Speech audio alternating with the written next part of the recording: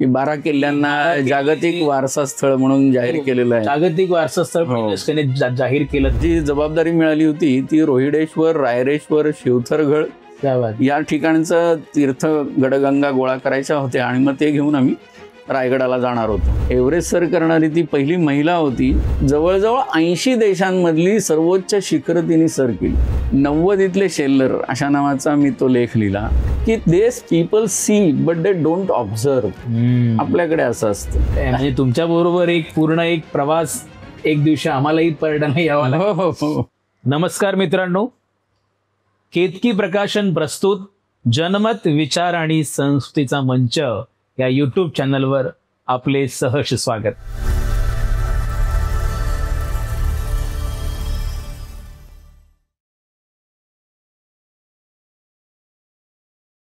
मित्रांनो, रोजच्या दगदगीच्या आयुष्यातून आपण काहीतरी वेगळं घेऊन यावं म्हणून आजची ही विलक्षण अशी मुलाखत आपण घेऊन येत आहोत. आजच्या आपल्या मुलाखतीचे पाहुणे आहेत मिलिंद आंबडेकर. एक असा व्यक्तिमत्व, बहुआयामी व्यक्तिमत्व, ज्यांनी एक साहित्यिक, एक भ्रमंतीवाला व्यक्ती म्हणजे जो देशभरात फिरतोय, प्रवास वर्णनावर लिहितोय, दुर्ग वारसा, ॲडव्हान्स रॉक क्लाइम्बिंगवर त्यांनी कोर्स केलेला आहे आणि मग हिमालयापासून म्हणजे देशातल्या 29 राज्यांमध्ये किमान एकदा भेट दिलेली व्यक्ती, 450 किल्ल्यांचा, गडकिल्ल्यांचा अभ्यास केलेला माणूस, अशी ही विलक्षण प्रतिभा असलेली व्यक्तिमत्व आज आपण त्यांच्याशी संवाद साधणार आहोत. महाराष्ट्रातल्या कानाकोपऱ्यामध्ये माहीत नसलेल्या ठिकाणी, माहीत असलेल्या ठिकाणी आपण फिरतोच, पण माहीत नसलेल्या ठिकाणी, अज्ञात ठिकाणी जाऊन तिथला इतिहास, त्यामागची पार्श्वभूमी हे लोकांपर्यंत पोहोचवण्याचं काम सरांनी केलेलं आहे. सरांनी याचबरोबर संरक्षण संपादन उत्पादन कारखान्यात काम केलंय. म्हणजे व्यवसाय, त्याचबरोबर नोकरीवर त्याचबरोबर ह्या सगळ्या गोष्टी करत असताना त्यांनी अभयारण्याची म्हणजे अभयारण्यातील काही गोष्टी, तिथल्या प्राण्यांच्या, पक्ष्यांच्या संवर्धनाची गोष्ट आणि संविधानाची जी सततची एक जागरूकता त्यांच्यामध्ये आहे आणि ती लोकांमध्ये व्हावी म्हणून त्यांनी पुस्तकं लिहिली. पुस्तकांच्या माध्यमातून त्यांनी दुर्मिळ पुस्तकांचा एक संग्रह देखील केला. 10,000 पुस्तकांचा संग्रह असलेला असा व्यासंगी व्यक्तिमत्व असलेले आपले आजचे पाहुणे आहेत मिलिंद आंबडेकर सर. आज आपण त्यांची मुलाखत घेणार आहोत. मित्रांनो, चला आपण त्याकडे वळूया.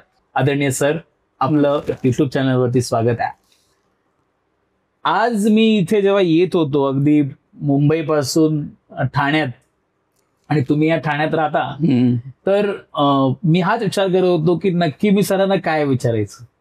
तुम्ही इतके देशातील इतक्या राज्यांमध्ये तुम्ही फिरलेले आहात, इतकी अभयारण्य, 300हून जास्त किल्ले, आणि मग त्या सगळ्यांवरचं लिखाण, आणि मग या सगळ्या गोष्टी बघत असताना मला असं वाटतं, अरे मी आता ह्यांना काय विचारायचं, कुठल्या अँगलने विचारायचं, कारण की आपल्याला 1-1.5 तास पण कमी पडेल या मुद्द्यांवर बोलायला. नंतर बोलता येईल एवढं तुम्ही फिरलेले आहात.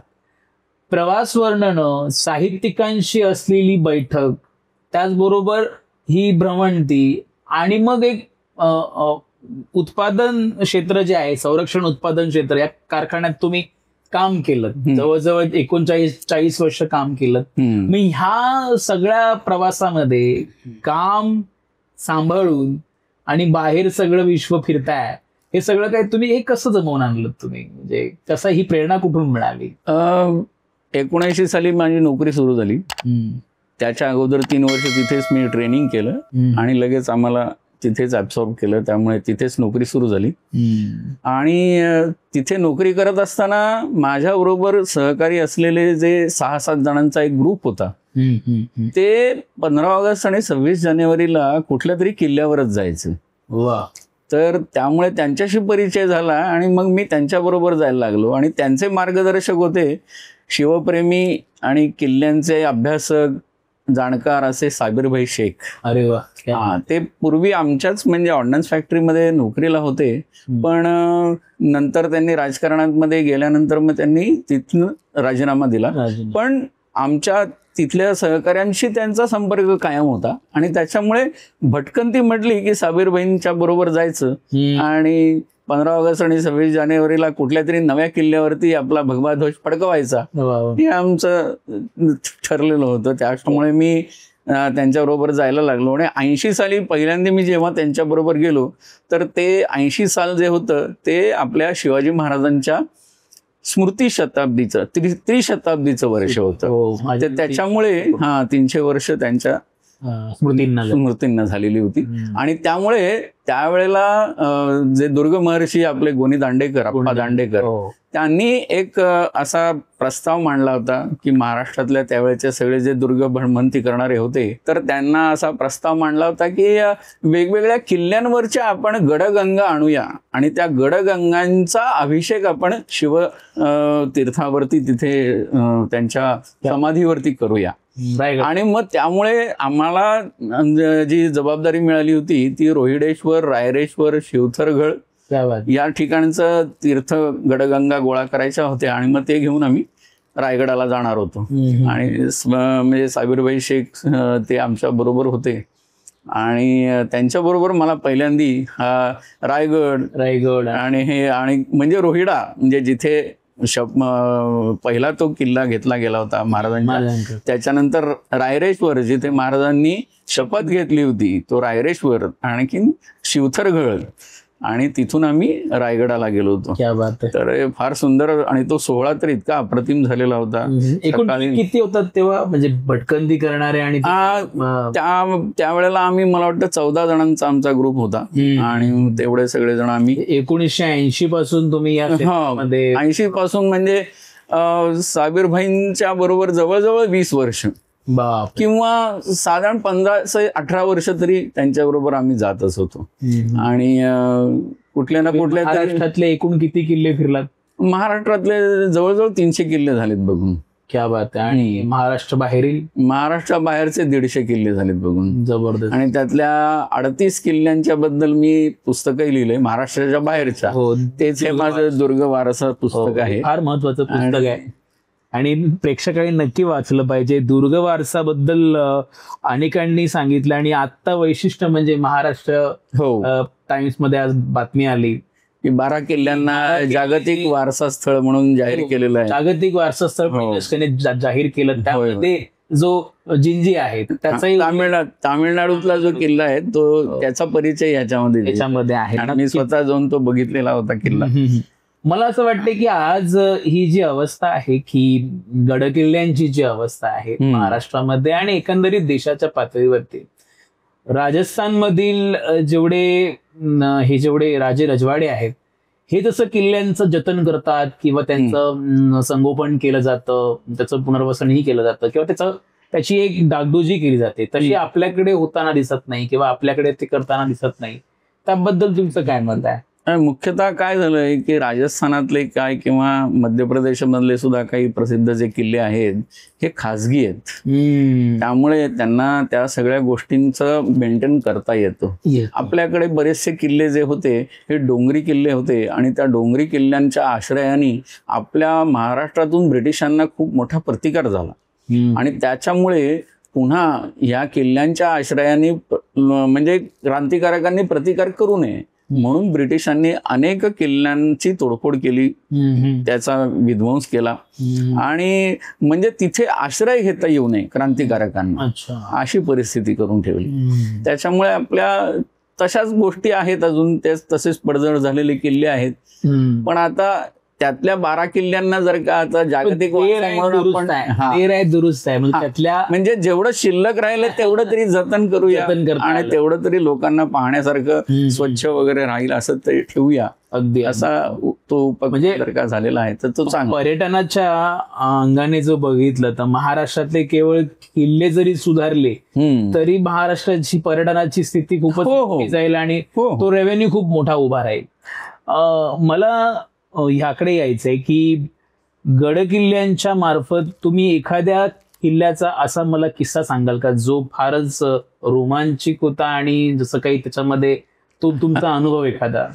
आता काय झालंय की मी एक सामाजिक ऋण म्हणून म्हणजे आमच्या अंबरनाथची एक शाळा होती त्या शाळेतल्या मुलांना स्काउटच्या तर्फे वेगवेगळ्या ठिकाणी, म्हणजे 8वी 9वी 10वी 3 वर्ष त्यांना कुठेतरी बाहेर ट्रेकला किंवा कॅम्पिंगला जायचं असतं, असं त्यांच्या त्या सिलेबसमध्येच असतं.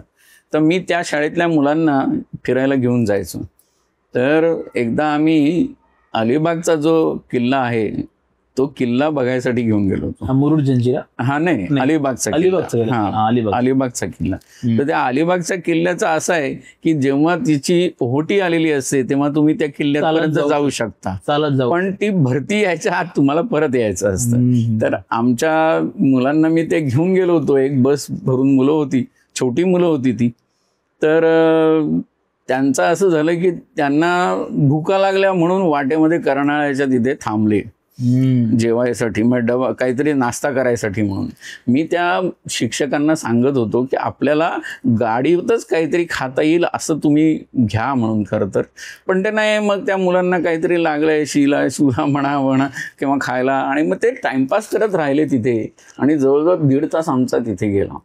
आणि त्याच्यानंतर जेव्हा आम्ही प्रत्यक्ष अलिबागला पोहोचलो तेव्हा अक्षरशः म्हणजे ओहोटी संपून भरती यायची वेळ झाली होती. पण आता जर का पुन्हा भरती तिथे आली तर 6 तास थांबायला लागेल. म्हणजे किल्ला नुसता असा लांबून बघायला लागेल, आपल्याला तिथपर्यंत जाता येणारच नाही. बरोबर. तरी मी त्यांना म्हटलं की आपल्याला जायचं असेल तर सगळ्यांनी पळत निघालं तर आपण भराभर जाऊ शकू.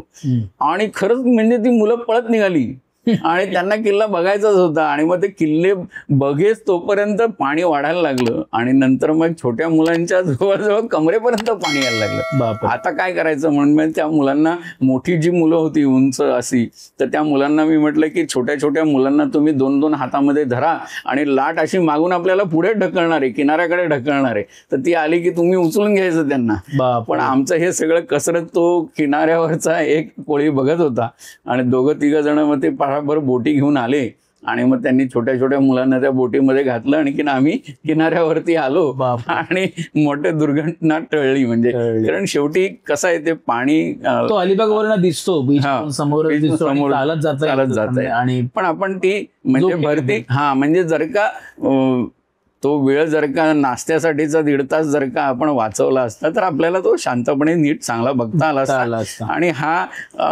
प्रसंग भरती आली त्याच्या आत आपण परत पोहोचून जाऊ शकलो असतो. पण काही वेळेला हे लक्षात ठेवावं लागतं. म्हणजे आपल्याला खास करून जेव्हा समुद्र किनारे असतो तेव्हा ह्या गोष्टी, भरती ओहोटी आणि ह्या गोष्टी लक्षात ठेवावं लागतं. नाही, तसेच महाराष्ट्रामध्ये जेव्हा तुम्ही पदभ्रमण केलेलं आहे, म्हणजे या सगळ्या ठिकाणी तुम्ही पायी गेलेल्या आहेत बऱ्याचशा ठिकाणी, गडकिल्ल्यांच्या मार्फत आपण अभयारण्यांच्या पण अनेक गोष्टींमध्ये तुम्ही गेलात आणि देशभरातले अनेक अभयारण्य तुम्ही पाहिलेत. तर तुम्ही त्या अभयारण्यांबद्दल काही गोष्टी सांगू शकाल? सुरुवातीला म्हणजे मला वाटतं 82-83 साली मी BNHS चा मेंबर झालो, बॉम्बे नॅचरल हिस्ट्री सोसायटीचा. आणि त्यांच्याबरोबर ती खूप नेचर कॅम्प बघायला मिळाले. म्हणजे फार मोठी दक्षिणेतली, आता 125 वर्ष होऊन गेली त्या संस्थेला. अशी ती एक अग्रगण्य संस्था आहे. आणि त्यांच्याबरोबर जे सगळे मार्गदर्शक आमचे असायचे ते सगळे तज्ज्ञ मंडळी, पक्ष्यांच्या बद्दल, प्राण्यांच्या बद्दल जाणकार असलेले असे सगळे. आणि म्हणजे ते आम्हाला धडेच द्यायचे की कसं पक्षी निरीक्षण करायचं, कसं करायचं. आणि मग त्यांच्याबरोबर ती बघता किंवा बरोबर जे असायचे आमच्या बरोबर आलेले इतर ग्रुपमधले सदस्य ते सुद्धा जाणकार सगळे. प्रत्येक जण आपला आपला कॅमेरा, प्रत्येक जण आपली आपली दुर्बिणी घेऊन आलेला असायचा. आणि त्याच्यामुळे मग पक्षी बघणं कसं, बघायचं कसं, तर ते दरवेळेला आम्हाला म्हणायचे की जंगलात जाणाऱ्यांच्या मध्ये 2 गट असतात, एक देर म्हणणारा आणि एक वेर म्हणणारा. म्हणजे पक्षी ज्यांना चटकन दिसतात ते देर म्हणतात आणि जे लोक नवखे असतात ते वेर म्हणत असतात कुठे. तर ते वेर म्हणताना हळूहळू आपल्याला सराव करावा लागतो. कारण दुर्बिणीतून सुद्धा तुमच्याकडे दुर्बीण आली म्हणजे लगेच तुम्हाला ती पाहता येईल, लगेच तुम्हाला ते पक्षी मोठा दिसेल असं नसतं. त्याचा असा सराव व्हायला लागतो, हात स्टेडी असा स्थिर राहावा लागतो. त्याच्यानंतर तुम्हाला त्या पक्षाचं खरं विभ्रम कळत असतात आणि ते बघणं फार विलक्षण असतं. तर त्यामुळे ते पण शिकावं लागतं, सरावच करावा लागतो त्याचा, आणि तोही अभ्यासच आहे. आणि ते सगळं मला त्यांच्याबरोबर जाऊन शिकायला मिळालं. आणि नंतर म्हणजे मग ती इतका छंद जडला हे सगळ्या प्राण्यांच्या बद्दल वाचनाचा, आणखीन पक्षी पाहण्याचा, की त्याच्यामध्ये खूपच त्यांची लायब्ररी वापरली, त्यांची पुस्तकं खूप आणून वाचली आणि मग त्याच्याबद्दल लिखाण करावं. आपले अनुभव प्रत्यक्ष काय आहेत, अगदी आपल्याला काय वाटलं, ते सगळं लिखाण करण्यासाठी, म्हणजे ते सगळं इतरांना सांगण्यासाठी म्हणून मग ते ओढ अभयारण्याची नावाचं पुस्तक लिहिलं. तर ते म्हणजे त्याच्यामध्ये सुद्धा 25 अभयारण्यांचा परिचय आहे. हे ओढ अभयारण्याची म्हणजे जवळजवळ 65 अभयारण्य झालेली आहेत बघून, तर त्याच्यातल्या 25 अभयारण्यांचा परिचय या पुस्तकामध्ये दिलेला आहे, ओढ अभयारण्याची म्हणून. क्या बात आहे. पण ह्या पुस्तकाचं वैशिष्ट्य मला असं 65 तुम्ही अभयारण्य पाहिलीत, 65 अभयारण्यांपैकी नक्की कोणतं अभयारण्य तुम्हाला जास्त भावलं? प्रत्येकाचं ना काहीतरी वैशिष्ट्य असतं, वेगळेपण असतं. आपला देश खरं तर निसर्गाच्या इतका समृद्ध आहे, निसर्ग वैविध्याने, की त्याच्यामुळे तुम्हाला बाहेर कुठे जायची खरं तर गरजच नाही. तुम्हाला सदाहरित अभयारण्यांपासून वाळवंटापर्यंत, हिमाच्छादित शिखरांच्या पासून अगदी ह्याच्यापर्यंत माळरानांपर्यंत असे सगळे भूप्रदेश इथे मिळतात. त्याच्यामुळे वैविध्य इतकं प्रचंड आहे पक्ष्यांचं, प्राण्यांचं. त्यामुळे ते सगळं बघायचं असेल तर तुम्हाला वेगवेगळ्या ठिकाणी फिरायला पाहिजे. आपल्या इथेच सापडणारे असे काही पक्षी, प्राणी जे आहेत ते तुम्हाला आपल्याच देशामध्ये बघायला मिळणार आहे. ते तरी बघायला पुढे नाही, ते तर बघायला जायला पाहिजे. बरोबर. तो आणि लोकांनी बघितलं पाहिजे, कारण निसर्ग हा आपला काहीतरी. आता ग्रेट इंडियन बस्टर्ड सारखा जो पक्षी आहे, माळढोक ज्याला म्हणतात, तो आता इतका दुर्मिळ होत चाललेला आहे. तो फक्त भारतात आहे, तो भारतातच दिसतो खूप. आणि आता भारतात सुद्धा म्हणजे बोटावर मोजणे इतक्या संख्येत राहिलेला आहे तो, कारण त्याची शिकार खूप झाली, त्याच्या अधिवासावरती अतिक्रमण झाली. आणि त्याच्यामुळे आता अशी परिस्थिती आहे की आता कॅप्टिव्ह ब्रीडिंग म्हणजे आता कृत्रिम पद्धतीने त्यांना हे एका प्राणी संग्रहालयामध्ये ठेवून आणि मग त्यांच्याकडनं प्रजोत्पादन केलं जाते. अशी एक ती बातमी आली होती मागे की एका छोट्या पिल्लाचा जन्म झालाय म्हणून. कारण वर्षातनं एकदाच ते एकच अंड घालते त्याची मादी, आणि नंतर मग 2 वर्ष ते पिल्लू वाढवणं चालू असतं ते. त्याच्यामुळे त्यांचा जननदर खूप कमी आहे आणि त्याच्यामध्ये त्यांच्या अधिवासाचं वरती अतिक्रमण, कारण तो माळरानावर राहणारा असा पक्षी आहे आणि किडे आणि सरपटणारे जीव वगैरे खाणं हे त्याचं अन्न आहे मुख्य. त्यामुळे आता सगळीकडेच भटके कुत्री आणखीन इतर जनावर, गाय गुरु यांच्यामुळे सुद्धा खूप म्हणजे लोकवस्ती वाढत त्याच्यामुळे तुम्ही ह्या संदर्भात वृत्तपत्रामध्ये हे लिहिता आणि माझे जवळजवळ 1000च्या वर लेख वेगवेगळ्या वृत्तपत्रातून प्रसिद्ध झालेले आहेत. म्हणजे त्याबद्दल आम्ही आमच्यासारखे वाचक आणि सगळे निसर्गप्रेमी ते वाचत असतात आणि ते पान नक्की आम्ही वाचतो की म्हटलं हो, हे आता तुम्ही नवीन काहीतरी सांगताय, नवीन गोष्टी सांगताय. मध्ये तुम्ही एका अभयारण्याच्या कन्सेप्टला घेऊन तुम्ही एकदा मे बी सकाळमध्ये लिहिलंय का, आठवत नाही मला चांगलंच कुठलं वृत्तपत्र एक्झॅक्ट नाही. आता मागच्या महिन्यात माझे 3 लेख प्रसिद्ध झाले होते. एक 8 मेला आपले डेव्हिड अटेनबरो नावाचे जे गृहस्थ आहेत, म्हणजे थोर माणूस आहे तो, निसर्गाचा प्रवक्ता नावाने मी त्याच्यावरती लेख लिहिला होता. 100व्या वर्षात पदार्पण केलेलं आहे आता. 100 वर्ष आणि डिस्कव्हरी उघडले की लोकांना तोच आवडायचं, म्हणजे एक्सप्लेनेशन अगदी इतकी प्रचंड त्यांनी त्या मालिका तयार केलेल्या आहेत. Life of birds, life of mammals, private life of plants वगैरे, लाईफ इन कोल्ड ब्लड, असे खूप आहेत. म्हणजे त्यांच्या life on Earth, living planet, trials of life.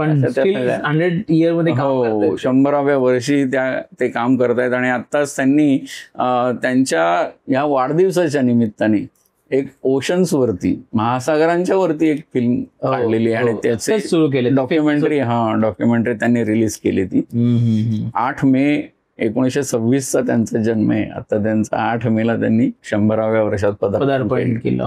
तर त्यानिमित्त त्यांचा थोडासा बालपण आम्ही त्या माणसाला म्हणजे आम्ही डिस्कव्हरीवर ते खास लावायचो की आता आम्हाला हे बघायचंय आणि काय सांगणार आहे, मजा यायची. म्हणजे आणि अगदी त्या लहान प्राण्याला त्याच्यापर्यंत तो कसा चालतो, त्याचं चालणं, म्हणजे जीवन. खरं तर आता आपली अशी परिस्थिती आहे की निसर्गाने हे सगळं निर्माण केलं, देवाने हे सगळं निर्माण केलं. निसर्गामध्ये इतकं वैविध्य आहे आपण आपल्या आता तर्कबुद्धीने आणखीन संशोधनाने ते शोधून काढतो की हा असं का वागतो, हे असे काय रिलेशन आहेत यांचे, हे शोधण्याचं आता काम चालू आहे. पण आता आपली परिस्थिती अशी आहे की लोकसंख्या प्रचंड वाढते आणि त्याचा सगळा ताण आपल्या नैसर्गिक स्रोतांवरती येतोय आणि त्याच्यामुळे असं होतंय की त्यांचे जे अधिवास आहेत त्याच्यावरतीच अतिक्रमण होत आहे आणि त्याच्यामुळे त्यांची संख्या कमी होत चाललेली.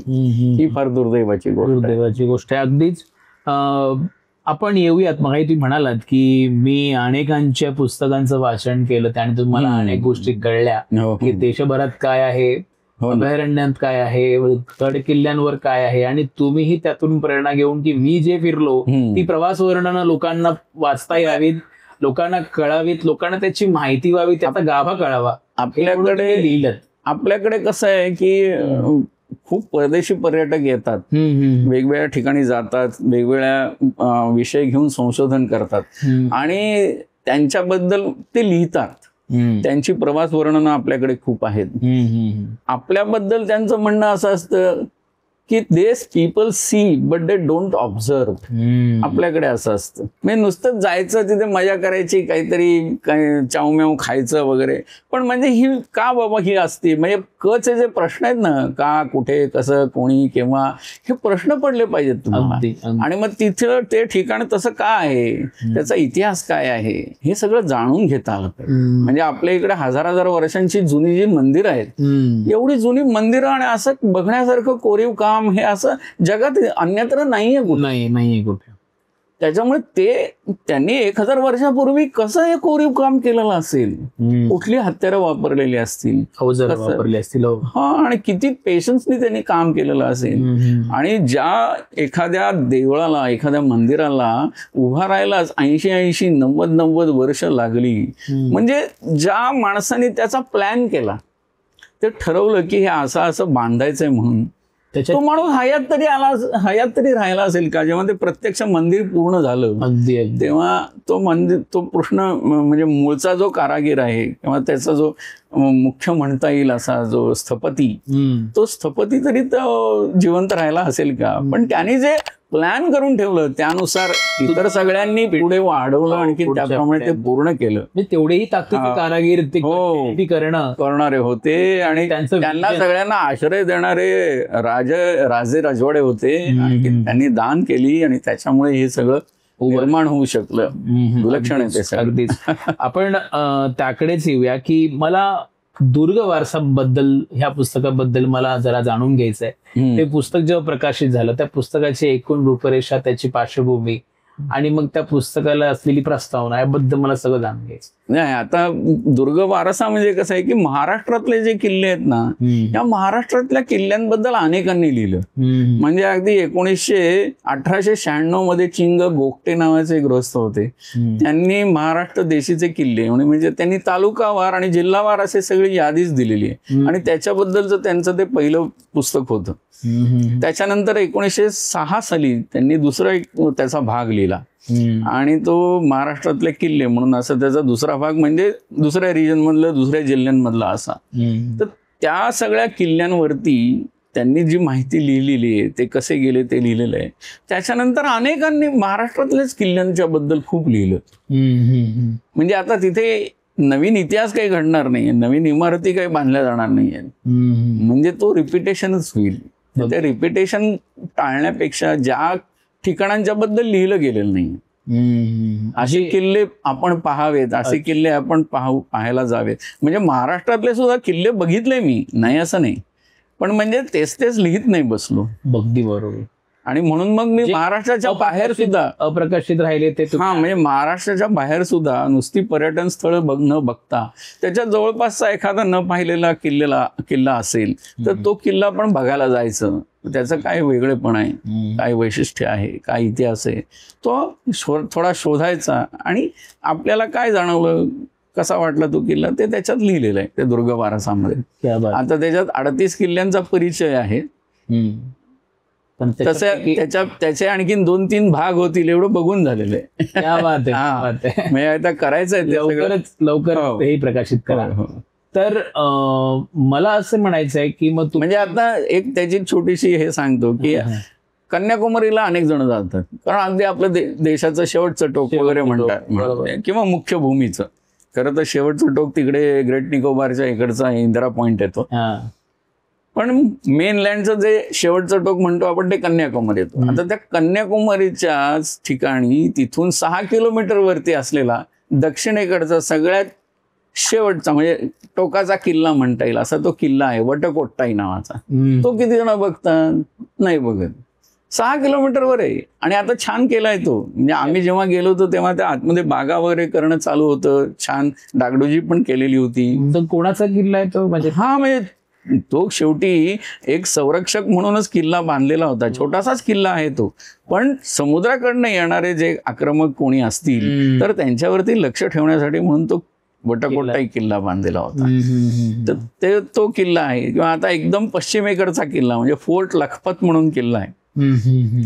म्हणजे त्या मार्गाने जेव्हा व्यापार व्हायचा तेव्हा त्या किल्ल्यामध्ये जकात जी जमायची ती 1-1 लाख रुपये जकात जमायची. बापरे. आणि म्हणून त्याला लखपत म्हटलेलं होतं. आणि त्या किल्ल्यावरती जेव्हा म्हणजे आक्रमण झालं तेव्हा म्हणजे सगळा तो किल्ला सोडून गेले. तो कच्छमध्ये किल्ला आहे तो फोर्ट लखपत म्हणून. नारायण सरोवर कोटेश्वरच्या तिथून 60 किलोमीटर वरती आहे तो किल्ला. अगदी पश्चिमेकडचा किल्ला म्हणता येईल. हे सगळ्याबद्दल तुम्ही आता तो किल्ला बघायला मला जायचंय. मी 84 साली तो नारायण सरोवर कोटेश्वर वगैरे बघितलेलं होतं, पण त्यावेळेला दुसऱ्या एका ग्रुप बरोबर गेलो होतो त्याच्यामुळे मला स्वतंत्रपणे तो लखपत बघायला जाता आला नाही. पण माझी इच्छा आहे की मी तो बघायला जाणार आहे. तर ते यावर्षी होतंय की पुढच्या वर्षी ते नक्की ठरवायचं, पण व्हायचा किल्ला. आणि तुम्ही जो तिथे जाल त्याचे काही डॉक्युमेंट्स क्रिएट करा, म्हणजे बनवा. लेख तर लिहायचेच नक्की.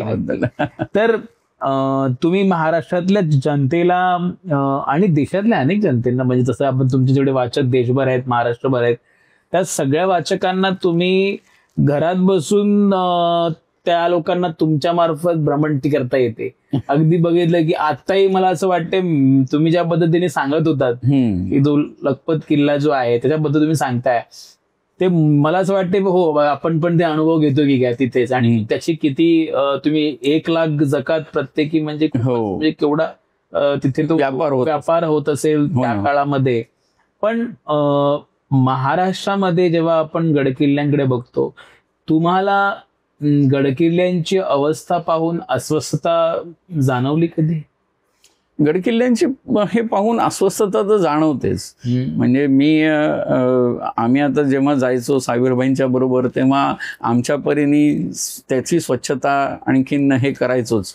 म्हणजे पण त्यासाठी मोठं एक तुमचा टीम तयार व्हायला पाहिजे, तेवढी मुलं किंवा म्हणजे तरुण तयार असले पाहिजे. तर आजचे तरुण तसे तयार होत आहेत. आणखीन ती जाणीव खूप वाढत चालली. त्याच्यामुळे ह्या किल्ल्यांचा डागडुजी आणखीन साफसफाई वगैरे केली जाते. म्हणजे इव्हन राज्याभिषेकाची जेव्हा सोहळा असतो रायगडावर त्याच्यानंतर साफसफाई करणारे सुद्धा खूप असतात. आणखीन खूप तरुण जातात तिथे आणि खूप स्वयंसेवक जातात आणि स्वयंस्फूर्तीने सगळ्या त्या किल्ल्यांची साफसफाई वगैरे करतात. हे खूप चांगलं आहे. म्हणजे ही जाणीव वाढत चाललेली, हे चांगलंच आहे. म्हणजे अगदीच.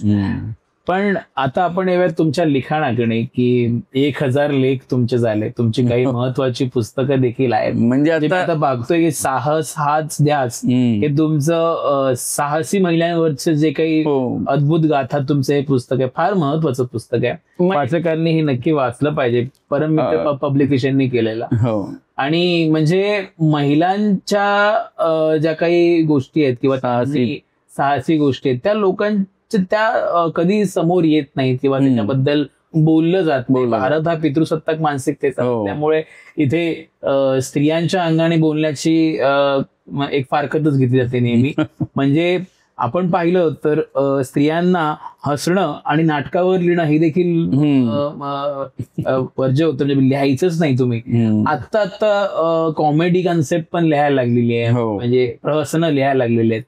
तर तुम्हाला असं ह्याच्यामध्ये तुम्ही जी मांडणी केली त्याबद्दल या पुस्तकाच्या पार्श्वभूमीबद्दल तुम्ही सांगाल का आम्हाला काही? कसं आहे की 1975 साली जुंको ताबेई ही पहिली महिला एव्हरेस्टवर जाणारी ही पहिली महिला होती. क्या बात.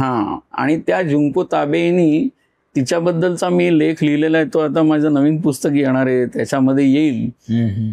ती इतकी साहसाची वेडी होती की त्याच्यानंतर जवळजवळ 80 देशांमधली सर्वोच्च शिखरं तिने सर केली. बापरे. हा, म्हणजे 7 खंडातली 7 सर्वोच्च शिखरं तर तिने सर केलीच. एव्हरेस्ट सर करणारी ती पहिली महिला होती, पण त्याच्यानंतर 80 देशातली शिखरं सर केली. अशी ती ग्रेट महिला. आणि अशासारख्या अनेक आहेत. म्हणजे त्या सगळ्यांचा परिचय वेगवेगळे पुस्तकं मला मिळाली. त्याच्यानंतर मी हे पुस्तक केलं आणि त्या महिलांचा परिचय करून दिला. मला अनेक जणांनी सांगितलं की महिला दिन असतो त्यावेळेला हे पुस्तक जास्ती विकलं जातं, जास्ती भेट दिलं जातं, असं मला प्रकाशक सुद्धा सांगत होते. तसंच आणखीन एक महिला आहे जी आत्ता 2017 साली आपल्या गिरिमित्र संमेलनाला आलेली होती. मुलुंडमध्ये जे गेली 21 वर्षांपासून गिरिमित्र संमेलन होतं, त्याच्यामध्ये आलेली ही जी महिला आहे हिचं नाव आहे गर्लिंडे कार्टेनब्रुनर. आणि ही महिला अशासाठी प्रसिद्ध आहे की त्या महिलेनी हिमालयामध्ये आणि काराकोरममध्ये असलेली जी 8000 मीटर्सच्या वरची जी 14 शिखरं आहेत, म्हणजे 8000 मीटर वरचाच हा का महत्वाचा, तर त्याला डेथ झोन म्हटलं जातं. आणि 8000 मीटर्सच्या वरची जी शिखरं आहेत अशी 14ही शिखरं कृत्रिम प्राणवायू शिवाय सर करणारी ही पहिली महिला आहे. आणि ही महिला 2017 साली जेव्हा इथे आली होती तेव्हा तिला मी भेटलो होतो. आणखीन तिच्या ते सही या पुस्तकावरती घेतलेली होती आणि या पुस्तकावरती मी सही केली. आणखीन तिला फार नवल वाटलं की हे पुस्तक मी वाचलेलं आहे. मी म्हटलं की फार मी प्रभावित झालो की कसलं प्रचंड डेअरिंग केलेलं आहे ह्या बाईने. आणि कारण की जिथे प्राणवायूचाच अभाव आहे तिथे अशा ठिकाणी ती कृत्रिम प्राणवायू शिवाय जाते. आणि त्यातली कितीतरी शिखरं तिने एकटीने सर केलेली. अशी ती विलक्षण महिला आहे. त्याच्यामुळे त्या सगळ्या तिला भेटणं आणि फार विलक्षण आहे. मोठी उपलब्धी. हो, अगदी अगदी खूप मोठी उपलब्धी आहे. विलक्षण सही मिळणं म्हणजे खूप. हो, प्रत्यक्ष भेट घेता आली. आम्हाला आवडेल अशी काही गोष्टी, अशी पुस्तकांची म्हणजे वेगवेगळ्या लेखकांनी सह्या करून दिलेली. मी ऐकलंय गदी माडगुळकरांनी पण तुम्हाला. गदी माडगुळकर नाही, व्यंकटेश माडगुळकर. हा, व्यंकटेश माडगुळकरांचं मी एकदा त्यांच्या घरी गेलो होतो आणि म्हणजे मी त्यांचा वाचक होतो. खूप जंगलातले दिवस वगैरे असे त्यांची जी पुस्तकं आहेत ते सगळी वाचलं. आणि मग मी जेव्हा BNHSच्या बरोबर आणखीन अभयारण्य पण बघितली, त्याच्यानंतर मी एकदा पुण्याला गेलेलो असताना त्यांना भेटायला गेलो. आणि त्यांची एक छान अशी मस्त खोली होती आणि त्या खोलीमध्ये भिंतीवर अशी कपाटं, आणखीन त्याच्यावर पुस्तकं लावलेली सगळी. आणि एका त्या खिडकीच्या समोर त्यांचं असं टेबल लिहायचं, त्याच्यावरती बसून लिहायचे ते. आणि तात्या म्हणायचो त्यांना सगळे. आणि मग मी त्यांना भेटायला गेलो, त्यांनी बोलवलं, मग गप्पा झाल्या. आणि मग शेल्लरच्या अभ्यासिकेत असा त्यांचा एक लेख होता, तो मी नुकताच वाचलेला होता, तर त्याच्याबद्दल बोलणं झालं. तर त्यांनी एक पुस्तक काढलं आणि ते हे पुस्तक काढलं आणि मला म्हणाले की एक काम कर. आणि ह्या पुस्तकामध्ये त्यांनी टू शेल्लर्स असा नावाचा एक लेख आहे.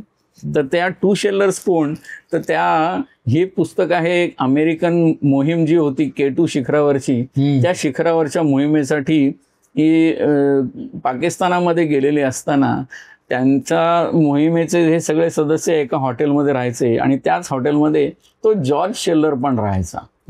तर त्या जॉर्ज शेल्लर, आता ही म्हणजे त्या काळची गोष्ट आहे, 77चं पुस्तक. हा, तर त्याच्या आधीची ती गोष्ट आहे. आणि तेव्हा त्याच्यामध्ये असं व्हायचं की ह्या शेल्लरचा फोन त्या शेल्लरला द्यायचा, ह्या शेल्लरचा टेलिग्राम त्या शेल्लरला दिला जायचा, असं व्हायचं. म्हणून त्याच्यामध्ये हा जो गॅलेन रॉवेल आहे लेखक, याने टू शेल्लर्स अशा नावाचं एक प्रकरण लिहिलेलं आहे. आणि त्याच्यामध्ये तो जॉर्ज शेल्लर काय करत होता, तर तो जॉर्ज शेल्लर काय करत होता ते काराकोरम मधले जे सगळे शेळीवर्गीय प्राणी आहेत, ते शेळीवर्गीय प्राणी आणि त्यांचा शिकार करणारा म्हणजे जो स्नो लेपर्ड किंवा हिमबिबळ्या, त्या हिमबिबळ्यांवरची त्यांचा अभ्यास करण्यासाठी म्हणून तो शेल्लर तिथे आलेला होता. आणि त्या शेल्लरनी हे ते टू शेल्लर्स नावाचं जे हे प्रकरण, आणि हा तो जॉर्ज शेल्लर तो जो भारतामध्ये पण येऊन राहिला होता आणि कान्हाच्या जंगलामध्ये त्यांनी 1.5 वर्ष अभ्यास केला होता. आणि त्याचा म्हणजे वाघ आणखीन त्याचे जे शिकारी प्राणी यांचा संबंध कसा आहे हे सगळं त्यांनी शोधून होतं. आणखीन इयर ऑफ द टायगर अशा नावाचं त्यांनी पुस्तकही लिहिलं होतं. तर तोच हा शेल्लर हा त्या ठिकाणी काराकोरममध्ये मोहीम आखणी करत होता. आणि तेव्हा तिथे तो राहिलेला असताना हे अशी गडबड व्हायची. तो रॉबर्ट शेल्लर आणखीन हा जॉर्ज शेल्लर याचं त्याला आणि त्याचं त्याला असे निरोप दिले जायचे. आणि त्याच्यावरून जी गंमत व्हायची ती सगळी त्यांनी ह्या लेखामध्ये मांडली होती. तर तात्यांना ते कुठनं तरी कळलं होतं म्हणून त्यांनी हे पुस्तकच विकत घेतलं. क्या बात. आणि नंतर मग तो 2 शेल्लर्स ते त्यांचं वाचून झालं प्रकरण. आणि त्याच्यानंतर म्हणले आता बाकीचं सगळं आहे ते तुझ्या उपयोगाचं आहे, ते सगळं माउंटेनिअरिंग बद्दलचं आहे, ते तुला आवडेल. म्हणून मग त्यांनी ते सुंदर स्वाक्षरी करून त्यांनी हे पुस्तकच मला भेट दिलं. आणि याच्यामध्ये त्यांची स्वाक्षरी तुम्हाला बघता येईल. याच्यामध्ये व्यंकटेश माडगुळकर यांची, आंबेडकर यांना प्रेमपूर्वक भेट, व्यंकटेश माडगुळकर, 23 मार्च 87चा. ह्याच्यामध्ये हा एक ठेवा आहे.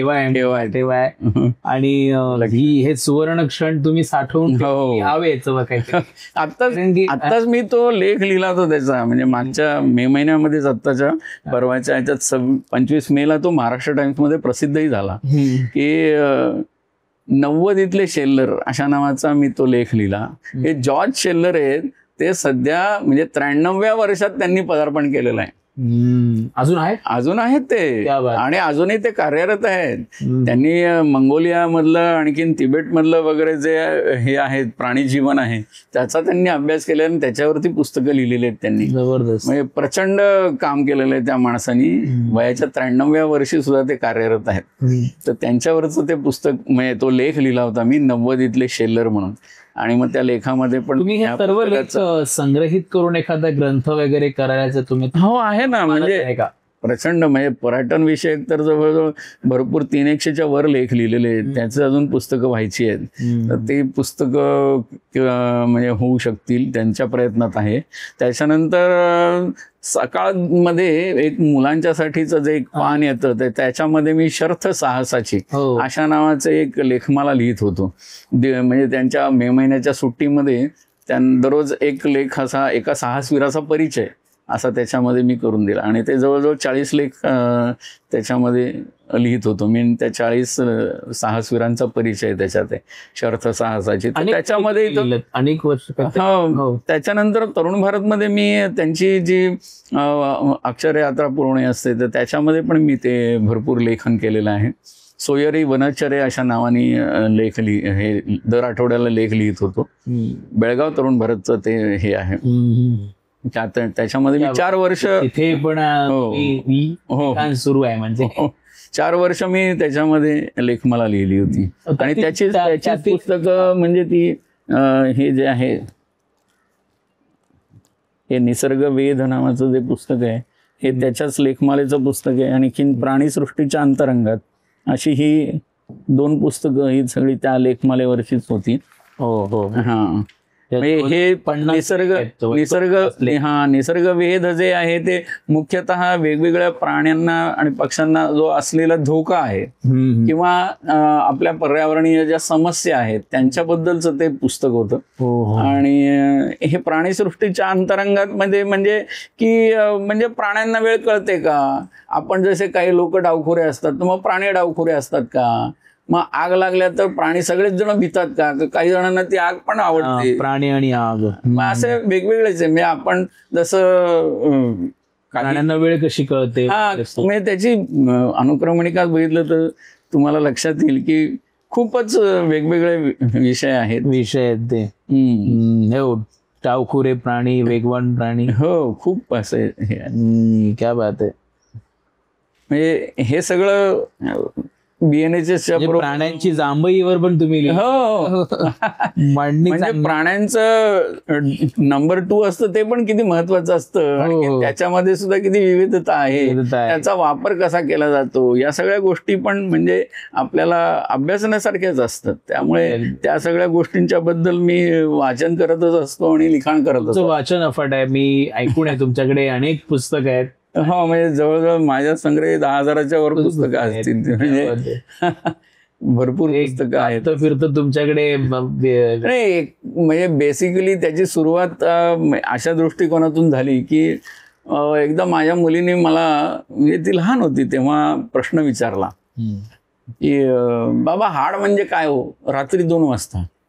आणि मग तिला सांगायचं म्हटलं तर आता कसं सांगणार. म्हणजे मग मी तिला आपल्या हाडामध्ये, आपल्या शरीरामध्ये कशी आहेत की म्हणजे बोटांमध्ये हाडं आहेत, त्याच्यामुळे कसं राहिलेलं आहे, दंडात आहेत हाडं.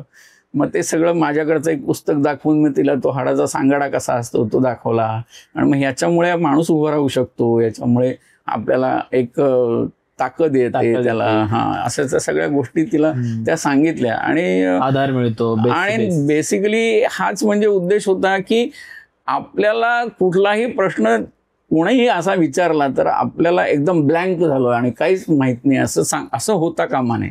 म्हणून आपण काहीतरी वाचत राहिलं पाहिजे, आपण जमवत राहिलं पाहिजे, आपण संग्रहित आजच्या काळामध्ये. म्हणजे आता ती सगळी 10,000 पुस्तकं मी वाचलेली आहेत असं नाही, पण त्या 10,000 पुस्तकांमध्ये काय आहे, आपल्याला कोणत्या वेळेला कुठला संदर्भ मिळेल, कुठल्या पुस्तकात काय आहे, एवढं तरी आपल्याला माहिती असायला पाहिजे आणि तेवढं आपल्या संग्रही असायला पाहिजे. म्हणून ती पुस्तकं विकत घेतली. कारण तेवढा एकच व्यसन केलं मी, बाकी कुठलंच व्यसन मला लागलं नाही किंवा माहिती त्याच्या कुठल्या याच्यात पडलो नाही, व्यसनात पडलो नाही. पण पुस्तकं विकत घेणं, वाचणं हेच एक व्यसन आहे.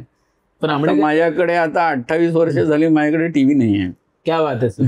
म्हणजे इंडियन बॉक्स तुमच्याकडे नाहीये? आमच्याकडे नाही. म्हणजे माझ्या मुलीच्या 3 सिरियल ऑन एअर होत्या, हो, तरी सुद्धा आम्ही टीव्ही घेतला नाही. कारण आम्हीच तिला घेऊन जायचो शूटिंगला वगैरे, लहान होती ती. पण म्हणजे घरपर्यंत चालत आली ऑफर, तुम्ही करणार का.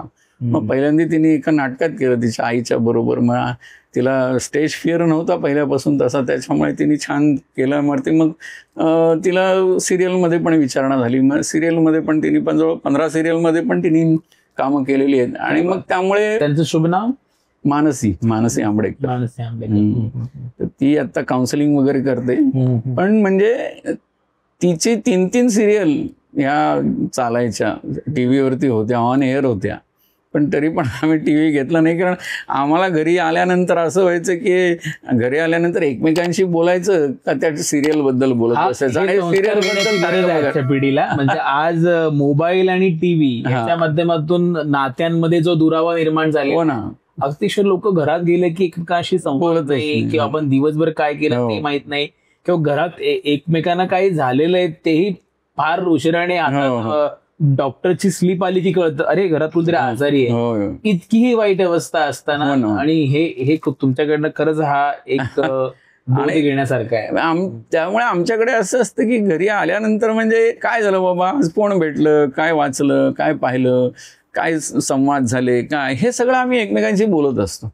आणि त्याच्यामध्येच आमचा म्हणजे वेळ जातो सगळा. मग टीव्ही कधी बघणार. कारण काही त्या सिरियल आणि ह्या सगळ्या गोष्टींच्या मध्ये मला रस नाही, आम्हाला कोणालाच रस नाही. म्हणजे मुलगी जरी काम करत होती तरी सुद्धा म्हणजे ते ठीक आहे, तिला चान्स मिळालाय, त्याच्यात अभिनय करायला मिळतोय, त्याच्यामुळे ती करते. पण म्हणजे त्याच्यातनं घेण्यासारखं काय आहे, काहीच नाही. लक्षात ठेवण्यासारखं काय आहे, तेच नाही. आणि नुसतं तुम्ही बघे होता, तुम्ही बघे नका हो, तुम्ही स्वतः काहीतरी क्रिएट करा, काहीतरी तुम्ही लिखाण करा, काहीतरी जागी व्हायला पाहिजे. हा एक उद्देश असतो. त्याच्यामुळे अजूनही कधी टीव्ही घ्यावासा वाटला नाही. म्हणजे माझ्याकडे चांगल्या सिनेमांच्या वगैरे मग मी सीडीज विकत घेतलो. आणि मग सीडीज घ्यायच्या आणि मग त्या कॉम्प्युटरवरती किंवा ह्याच्यावरती बघायच्या, लॅपटॉपवरती वगैरे बघायच्या. मग आज जवळजवळ 650 माझ्याकडे वेगवेगळ्या सिनेमांच्या सीडीज आहेत. तोही संग्रह, तोही एक संग्रह आहेच ना. म्हणजे आपल्याला कसं टीव्हीवरती वगैरे सिनेमा असतो, पण म्हणजे त्याच्यामध्ये 5 मिनिटं सिनेमा आणि 10 मिनिटं जाहिराती असं जर का असेल तर म्हणजे त्याचा जो इम्पॅक्ट असतो, त्याचं जो गांभीर्य असतं त्या विषयाचं किंवा ते सलगतेचं, ते मिळत नाही तुम्हाला. म्हणून मग मी ते सीडीज आणायचं विकत. जशी पुस्तकं विकत घेतली तसे सिनेमांच्या सीडीज विकत घेतल्या. आणि त्यांचं पण मग एकदा मस्तपैकी ठरवायचं 3 जणांनाही वेळ आहे, मी, माझी मिसेस, माझी मुलगी, की मग तो पिक्चर लावायचा आणि मग तो डिस्टर्ब न होता असा तो मस्त बघायचा. अनेक इंग्लिश पिक्चर्स, अनेक हिंदी चांगले दुर्मिळ सिनेमे त्यातून आपली काही माहिती मिळते, बऱ्याचशा गोष्टी. हो, आणि म्हणजे त्याच्यावरचं आमचं डिस्कशन पण होतं. आणि आता मुलीला कसं आहे की लहानपणापासून तिला वेगवेगळ्या ठिकाणी शूटिंग आणि हे ते केल्यामुळे ना तिला तो एक सेन्स आलेला आहे की कसं ते अप्रिशिएट करायचं, लाइटिंग कसं पाहिजे, एडिटिंग कसं व्हायला पाहिजे, ते पण दिलेली आहे. हो ना, ते आपोआप होऊन जातं खरं आहे. पण आंबेडकर मग त्याच्यावरती डिस्कशन व्हायचं आमचं एखादं चांगलं बघितलं. अगदी. केतकी प्रकाशन आम्ही वाचन संस्कृती महोत्सव दरवर्षी घेतो. वाचन संस्कृतीवर आमचा नेहमी भर असतो.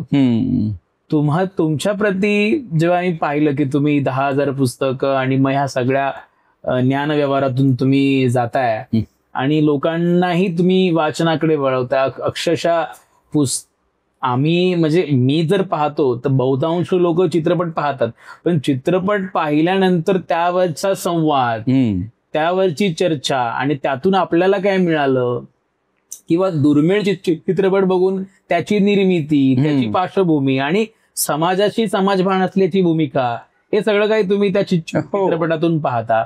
हे नाविन्य जेव्हा कधी येतं जेव्हा माणूस वाचनाकडे जास्त वळलेला असतो. आणि ही वाचन संस्कृती टिकवण्याचं काम तुम्ही देखील करताय. तुम्हाला काय वाटतं आजच्या परिस्थितीमध्ये वाचन संस्कृतीवरती तुमचं काय हे असेल मत आहे की कसं ती टिकली पाहिजे आणि टिकवली पाहिजे?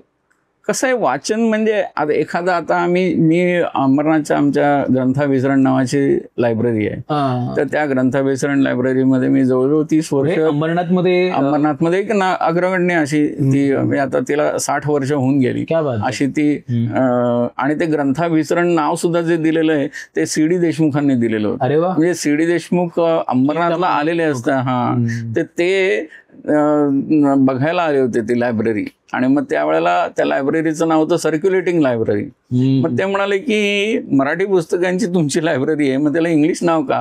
मग त्याच्याऐवजी तुम्ही अभिसरण आहे ना हे ग्रंथांचं, मग ते ग्रंथाभिसरण तुम्ही नाव द्या त्याला. आणि मग त्यामुळे त्यांनी तेच नाव सुचवलं, म्हणून मग ते ग्रंथाभिसरण असं नाव झालं त्या लायब्ररीचं, त्या वाचनालयात. हो. आणि त्या वाचनालयाचा म्हणजे मी जवळजवळ 30 वर्ष कमिटी मेंबर होतो. आणि मग त्याच्यामुळे मग त्या ठिकाणी मग आम्ही असं घ्यायचो की वाचन उत्सव म्हणजे करायचं, वाचन एक स्पर्धा घ्यायची. म्हणजे आम्ही त्यावेळेला कर्नल श्याम चव्हाणांचं वॉलॉंग नावाचं एक पुस्तक होतं. त्या वॉलॉंग नावाचं पुस्तक वाचकांनी वाचावं आणि त्याच्यावरती त्यांनी त्यांचं म्हणजे परीक्षण करावं, काय वाटलं, कसं वाटलं पुस्तक, ही त्यांची एक वाचक स्पर्धा आम्ही घेतलेली होती. तशा प्रकारच्या जर का काही गोष्टी करत गेलो आपण तरुण मुलांच्यासाठी, म्हणजे त्याचे वयोगट ठरवून घेता येतील, किंवा 5 वर्षापासून 10 वर्षापर्यंतचे मुलं, 10 ते 15 किंवा 10 ते 18 अशी जर का आपण वयोगट निश्चित केले आणि त्यांना आपण काही मोटिवेट करू शकलो ह्या पुस्तकं वाचनाच्या आणि त्याच्यामध्ये त्यांनी स्वतः त्याच्याबद्दल लिहावं आणि ती स्पर्धा त्याची घ्यावी किंवा त्याच्याबद्दल बोलावं असं जर का काही करता आलं तर ते चांगलं केलं पाहिजे. बाल साहित्यावरती भर दिलं पाहिजे असं मी मताचं, कारण की बाल्य अवस्था अशी आहे तर त्या अवस्थेत संस्कार होत असतात. हो, आता त्या पद्धतीने एक बाल साहित्य, आता त्या बाल साहित्याच्या बद्दल जसं मी छोटी मुलांच्यासाठी पुस्तकं लिहिली, आता ही महाराष्ट्र टाइम्समध्ये काही त्याचे लेख आलेले होते.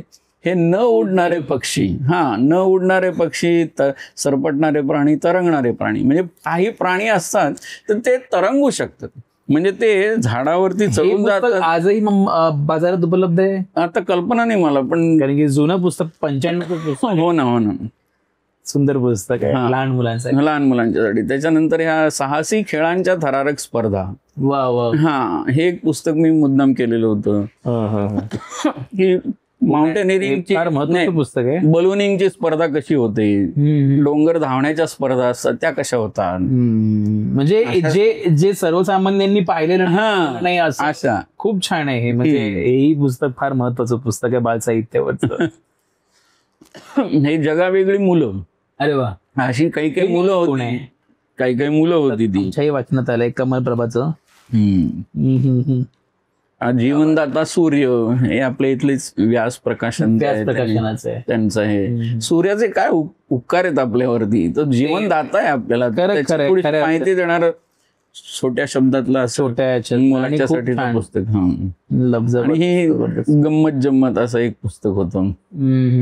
बरेच म्हणजे आता ही जीन्सचे शोध कधी लागला, किंवा ह्या चेन असतात, हा, किंवा टूथब्रशच्या असं ते सगळं त्याच्यात आहे. हा, असं सगळं त्याच्यामध्ये. क्या बात आहे. म्हणजे हे लहान मुलांना आताच्या बऱ्याचशा काही गोष्टी, त्यांचं बालपण समृद्ध होण्याची गोष्ट आहे ना, ती फार महत्वाची आहे. हो ना. समृद्ध बालपण असेल. आणि मुख्य म्हणजे त्यांना जे प्रश्न पडतात ते प्रश्न सगळे आपण त्यांची चांगली उत्तरं दिली पाहिजेत व्यवस्थित, आणि त्यांना त्याच्यामधनं आणखीन काहीतरी जिज्ञासा निर्माण होईल त्यांची, आणखीन काहीतरी वाचावं बघावं वाटेल, असं हे सगळं जर का तुम्ही सर हे पुनर्प्रकाशन करायला हवं. होय, कारण की बालसाहित्य आम्ही त्यावरती काम करतोय. ओके. बालसाहित्यावरती आता आपण ऍप मधून, केतकी प्रकाशनाचा ऍप आहे, आणि त्या ऍप मधून आपण मुलांना व्हॉइस सगळे. माझं असं म्हणणं आहे, जर ही पुस्तकं प्रकाशित होत नसतील तर तुमच्या व्हॉइस मध्ये किंवा तुमच्या मुलीच्या व्हॉइस मध्ये आपण ही पुस्तकं लोकांपर्यंत पोहोचवू. बरोबर. आणि हे वेगळं होऊन जाईल. म्हणजे तो एक मार्केटिंगचाही भाग होईल वेगळा, आणि मुलांना एक संस्कार म्हणजे बालसाहित्याचे.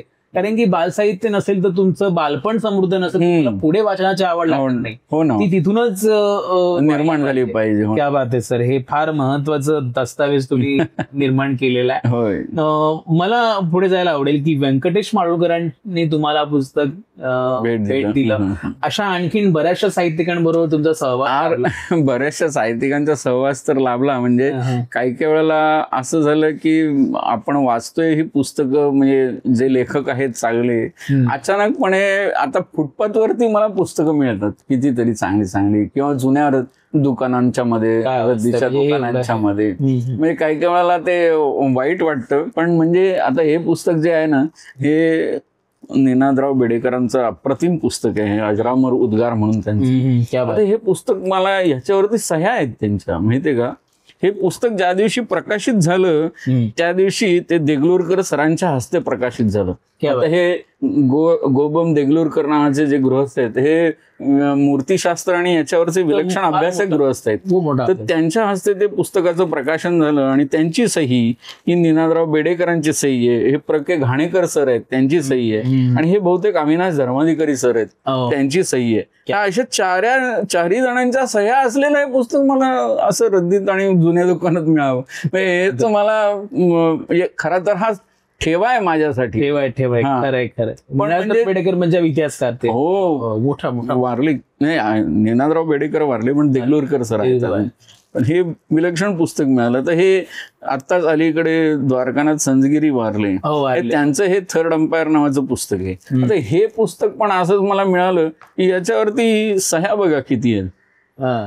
प्रवीण आमरेजींची सही आहे, अंजली तेंडुलकरांची सही आहे, विनोद कांबळीची सही आहे, हे बहुतेक वेंगसरकरांची सही असावी, आणि त्याच्या आतमध्ये शेवटी द्वारकानाथ संजगिरींची सही आहे. क्या बात आहे. त्यामुळे हे कधीतरी त्यांचं पुस्तक प्रकाशित झालं तेव्हा हे पुस्तकावरती कोणीतरी चांगल्या वाचकांनी हे घेतलेलं असावं सह्या सगळ्या. पण नंतर त्याच्यानंतर ते रद्दीत कसं काय आलं माहित नाही मला हे असं मिळून गेलं पुस्तक. असेही काही वाचक जे नंतर पुस्तकांना काय करतात माहित नाही. आता हे आग्र्याहून सुटका, आता हे अजित जोशींचं पुस्तक आहे, आणि 3 वर्ष नुसतं त्या महाराजांची आग्र्याहून सुटका ह्याच्याच वरती अभ्यास केला. यांचं पण पुस्तक असं मिळालं, हे त्यांची स्वाक्षरी आहे त्याच्यावर. हो, क्या बात. असे जवळजवळ 100हून पुस्तक आहेत माझ्याकडे, की ज्या कोणी लेखकांनी कोणाला तरी भेट दिलेली आहे आणि त्यांची ती पुस्तकं मला अशी किती दुर्दैवी आहे, किती दुर्दैवी आहे. म्हणजे जे लोक अगदी आठवणीने किंवा म्हणजे ह्यांनी घेतात सह्या त्याच्यावरती ठेवा म्हणून किंवा जपण्यासाठी म्हणून, तर ते असंच देऊन का टाकतात मला की कळत नाही, की का त्यांच्याकडनं कोणी लंपास करतं आणि कुठे करतं. तोही मुद्दा असू शकतो. कसंही ते म्हणजे पुस्तक बाहेर गेलं रस्त्यावरती येतं कसं माहित नाही मला. नाही, कसं आहे सर, ते पुस्तक रस्त्यावर यासाठी आलं की महाराष्ट्रातला एक मोठा संग्रही त्या पुस्तकांना शोधत होता आणि म्हणून ते तुमच्याकडे आलं असावं. पण असे विलक्षण योगायोग आहेत. तो एक योगायोग तर मी तुम्हाला असं सांगेन, त्याचा योग्य जागा ही खांडेकर सरांकडे आहे, असं ते असावं असेल, म्हणून ते असेल. आणखीन एक असा योगायोग तुम्हाला सांगतो की वीणा गवाणकरांनी लिहिलेलं सर्पमित्र रेमंड डिटमार्स असं नाही, त्यांचं एक चरित्र आहे त्या सर्पमित्राबद्दलचं. तर ते पुस्तक मी वाचलं होतं नुकतंच आणि मी दादरला गेलो होतो. म्हणजे झाली असतील ह्या गोष्टीला आता 30 वर्ष झाली असतील, त्यावेळेची गोष्ट आहे ती. ते पुस्तक नुकतंच वाचलं होतं वीणा गवाणकरांचं रेमंड डिटमार्सवरचं. आणि मी दादरला उतरलो आणि पलीकडच्या बाजूला फुटपाथवरती एक माणूस तिथे पुस्तकं लावायचा रद्दीत विकायला. तर मला ते माहिती होतं, मी दरवेळेला म्हणजे जायचो तेव्हा एकदा तरी त्याच्याकडे डोकवायचो. तसं मी तिच्याकडे गेलो आणि बघितलं तर एक मासिकासारखं मोठं पुस्तक होतं, त्याला कव्हर नव्हतं. म्हणून मी ते पुस्तक घेतलं आणि बघितलं तर snakes of the world Raymond डिटमार्सचं पुस्तक, म्हणजे ज्याच्याबद्दल मी वाचलं त्याचंच पुस्तक इथे मला मिळतं रस्त्यावरती. आणि मी म्हटलं की केवढ्याला रे? तर मला म्हणला 20 रुपयाला. अरे बाबा. तर मी म्हटलं की अरे 20 रुपये नाही रे, मी आता 30 वर्षापूर्वीची वगैरे. मी म्हटलं अरे नाही रे 15 रुपयाला नाही ना. तर तो काही तयार होईना. मग मी म्हटलं की जाऊ दे, आपण दुसरी पुस्तकं बघूया आणि मग परत व्हायचं, काहीतरी मन बदलतंय का असं मला वाटलं. आणि मग तरी तो मला काही बोले ना. मग म्हटलं मी ठीक आहे मग देतो का 15ला? नाही 20 रुपयालाच. मग आपलं तो असं करता करता मग मी निघालो पुढे, थोडंसं पुढे गेलो आणि नंतर मला वाटायला लागलं की अरे रेमंड डिटमार्सचं एवढं चांगलं पुस्तक आपल्याला फुटपाथवरती मिळतंय, स्नेक्स ऑफ द वर्ल्ड. आणि त्याच्यामध्ये जवळजवळ ब्लॅक अँड व्हाईटचे 450 फोटो आहेत जगभरच्या सापांचे असे काढलेले. आणि हे पुस्तक आपल्याला मिळतं ना, आपण सोडतो 5 रुपयासाठी. मग मी परत आलो. परत आल्यानंतर त्याला म्हटलं की ठीक आहे आता 20 रुपये घे आणि दे मला ते पुस्तक. आता 25 रुपये असं म्हटलं तो मला. मी म्हटलं मग जगात 5 रुपये आणखीन का त्याच्या हातात दिले, पण 25 रुपयात ते पुस्तक घेतलं. आणि म्हणजे काय, रेमंड डिटमार्सचं पुस्तक, त्याची व्हॅल्यू वाढवून दिली म्हणून त्याने आपली व्हॅल्यू वाढवली. असंही होतं कधी कधी. पण ते पुस्तक म्हणजे ही अवस्था आहे. म्हणजे मी देखील मध्यंतरी तुम्हाला म्हणून सांगतो, नटसम्राट हे नाटक जेव्हा लिहिलं गेलं त्याच्यावरती लेखकाचं नाव आहे आणि प्लस इथे भूमिका म्हणून आपले हे मे बी चांगलेच त्यांचं नाव दत्ता भटांचं नाव आहे आणि ते त्याचे प्रमुख.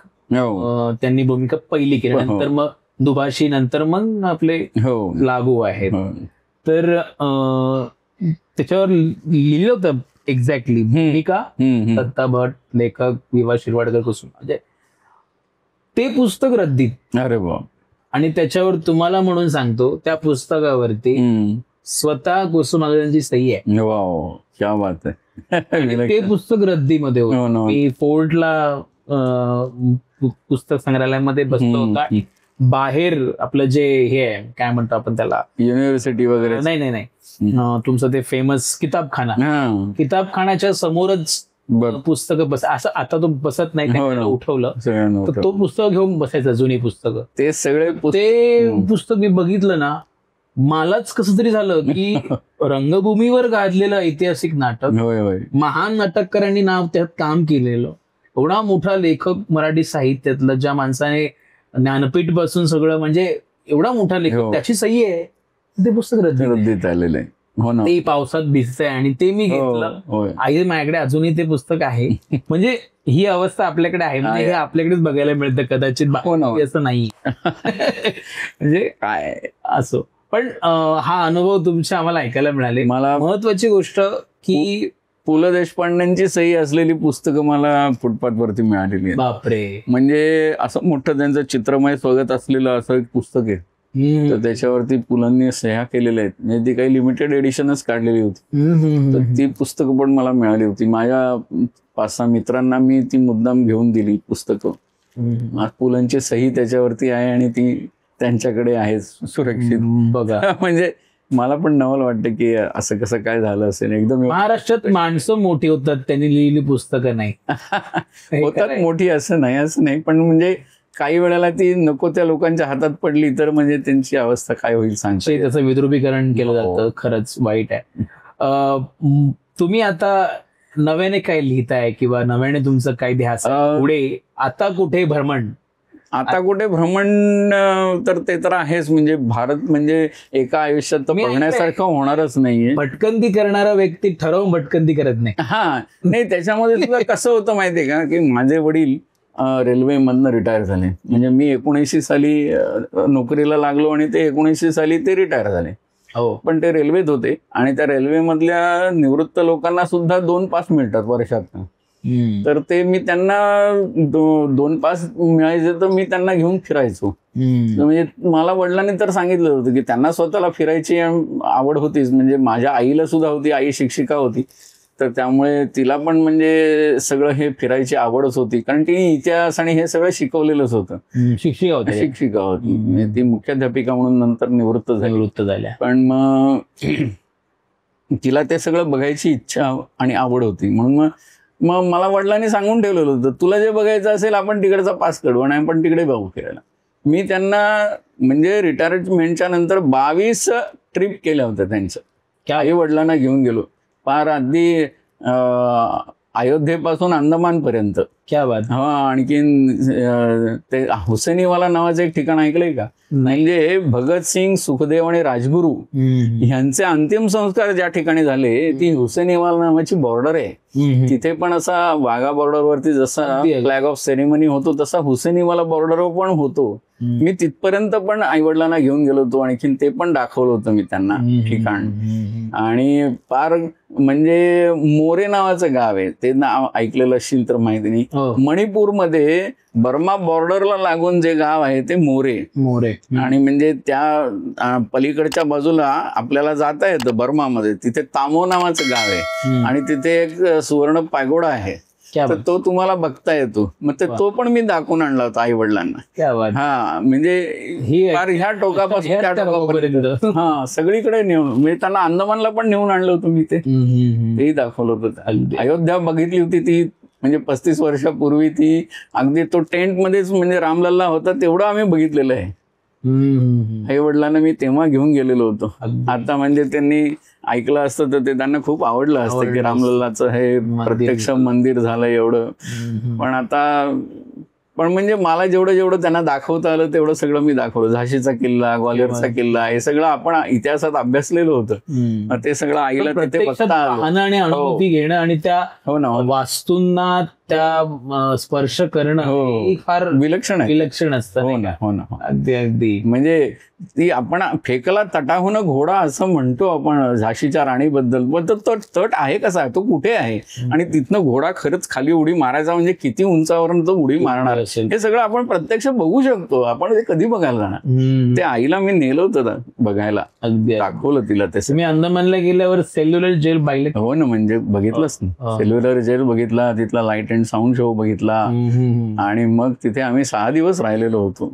आणि दोन्ही वेळेला आम्ही बोटीचा प्रवास केला होता. म्हणजे 60 तास बोटीचा प्रवास आहे चेन्नईहून. आणि जातानाही बोटीतनं येतानाही बोटीतनं असा तो आम्ही प्रवास केलेला होता. आई वडील खुश होते म्हणजे. आणि म्हणजे मी भरपूर फोटो काढायचो त्यावेळेला. म्हणजे कॅमेरानी मी 10 रोल घेऊन जायचो. आता सारखी डिजिटल फोटोग्राफी नव्हती तेव्हा रोल वगैरे नाही. तर 2-2 कॅमेरे आणखीन 10 रोल. म्हणजे माझ्याकडे हजारो फोटो आहेत. क्या बात आहे. किती आता एवढ्या ठिकाणी केला पाहिजे तेवढं तरी प्रचंड. म्हणजे तेवढ्या त्यात फोटो आहेत आणि तेवढ्या त्या निगेटिव्ह त्या सगळं सांभाळायचं म्हणजे आता एक मोठाच उद्योगच आहे तो. पण म्हणजे आता हिमालयामध्ये सुद्धा आम्ही कितीतरी फोटो काढले. हिमालयावरून आठवलं की तुम्ही बर्फाच्छादित भागात पण गेलात हो तुमचं परिचित अपरिचित पुस्तक आहे नाही, हे आपल्या आजूबाजूचे जे छोटे मोठे प्राणी असतात, पक्षी प्राणी, त्यांच्यावरचं पुस्तक आहे. म्हणजे काही जे अगदी जवळपास आपल्याला दिसतात, झुरळ माहिती नसते. कस्तुरी मृगाबद्दल आता कस्तुरी मृग मी प्रत्यक्ष पाहिला. आम्ही ते चोपटा नावाचं ठिकाण आहे, त्या चोपटाला गेलो होतो. तर चोपटाच्या ठिकाणी ते ठिकाण हा उत्तराखंडमध्ये. तर त्या चोपटाला तिथे तुम्हाला म्हणजे या कस्तुरी मृगांचं प्रजनन केंद्र आहे. त्या कस्तुरींच्या साठी म्हणून त्याची हत्याच केली जायची. पण त्यांची संख्या एवढी कमी होत चालल्यानंतर मग सरकारने तो निर्णय घेतला की आपण यांचं एक प्रजनन केंद्रच इथे उभारायचं. आणि म्हणजे प्रजनन कस्तुरीसाठी मारलं जातात. पण म्हणजे ते जेव्हा कस्तुरी त्यांच्या शरीरामध्ये त्या बेंबीच्या तिथे उत्पन्न होते त्यावेळेला ते प्राईम तारुण्यात असतात ऐनताना. आणि त्या तारुण्यामध्ये जर का त्यांची हत्या झाली त्याच्यासाठी, तर पुढचं प्रजनन होणार कसं, आणखीन पुढची पिढी येणार कशी. त्यामुळे मग तो त्यांच्या तिथे हे केलेलं आहे कृत्रिम. आजही ते केंद्र आहे. हो, आणि छान आहे तिथे. तिथे आम्हाला तो कस्तुरी मृग बघायला मिळाला. म्हणजे या पुस्तकातले काही प्राणी असे आहेत की जे तुम्हाला अभयारण्य किंवा इतर ठिकाणी बघण्याच्या ऐवजी तुम्हाला एखाद्या प्राणी संग्रहालयामध्ये बघायला जास्ती मिळतात. असेच आहेत, कारण ते दुर्मिळ झालेले आहेत. आणखीन त्यांचे जे अधिवास आहेत ते पण खूप असे रिमोट, आणखीन खूप अडचणीच्या ठिकाणी वगैरे असे आहेत. आता तो व्यापाराच्या दृष्टीने यांच्या अधिवास हायजॅक केल्यासारखं वाटतं की नाही तुम्हाला? व्यापाराच्या दृष्टीने आता म्हणजे एक 10-15 वर्षापूर्वी आम्ही गेलो होतो त्या बेदिनी बुग्यालच्या ट्रेकला. तर तिथे आम्हाला असं दिसलं, बेदिनी बुग्याल म्हणजे ह्याच्याजवळ जाता येतं तुम्हाला, हिमालयातच आहे ते. आणि नैनिताल लोहागंज म्हणून आहे, तिथून जाता येतं. तर त्या ठिकाणून तिथे गेलेलं असताना तिथे लोक ना ते एक प्रकारची आळी म्हणतात, म्हणजे किडाजडी म्हणतात त्याला. तर ती फुलपाखराची आळी असते. तर त्या आळीला ते तिथनं काढतात आणि त्या आळीला ते विकतात. म्हणजे ती जवळजवळ 3 लाख रुपये किलो अशा याने ती विकली जाते.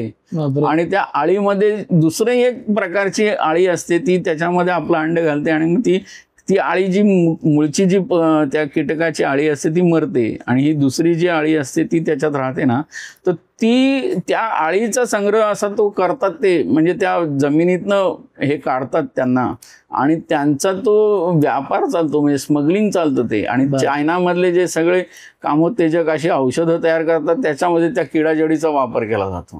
पण ते करताना तुम्ही एका फुलपाखराचं पूर्ण पुढची पिढीच नष्ट करता. हे तर लक्षात येतच नाहीये ना. आम्ही असे कितीतरी 3-3, 4-4च्या गटाने लोक आपली जातात आणि त्यासारख्या ह्याच्यातनं काहीतरी उकरून काढतायत असं दिसलं. हे करता काय? तर तेव्हा त्यांनी सांगितलं की किडाजडी आहे ती आणि ती आळी असते, ती मिळते आम्हाला. आणि मग त्याच्यामध्ये आम्ही अगदी त्याचा व्यापार करतो. आता याच्यावरती काही कंट्रोलच नाहीये. क्या बात आहे. हे म्हणजे सगळं लोकांसमोर येतच नाही. हो ना, हे उजेडात आणणं फार गरजेचं. हो ना, हो ना.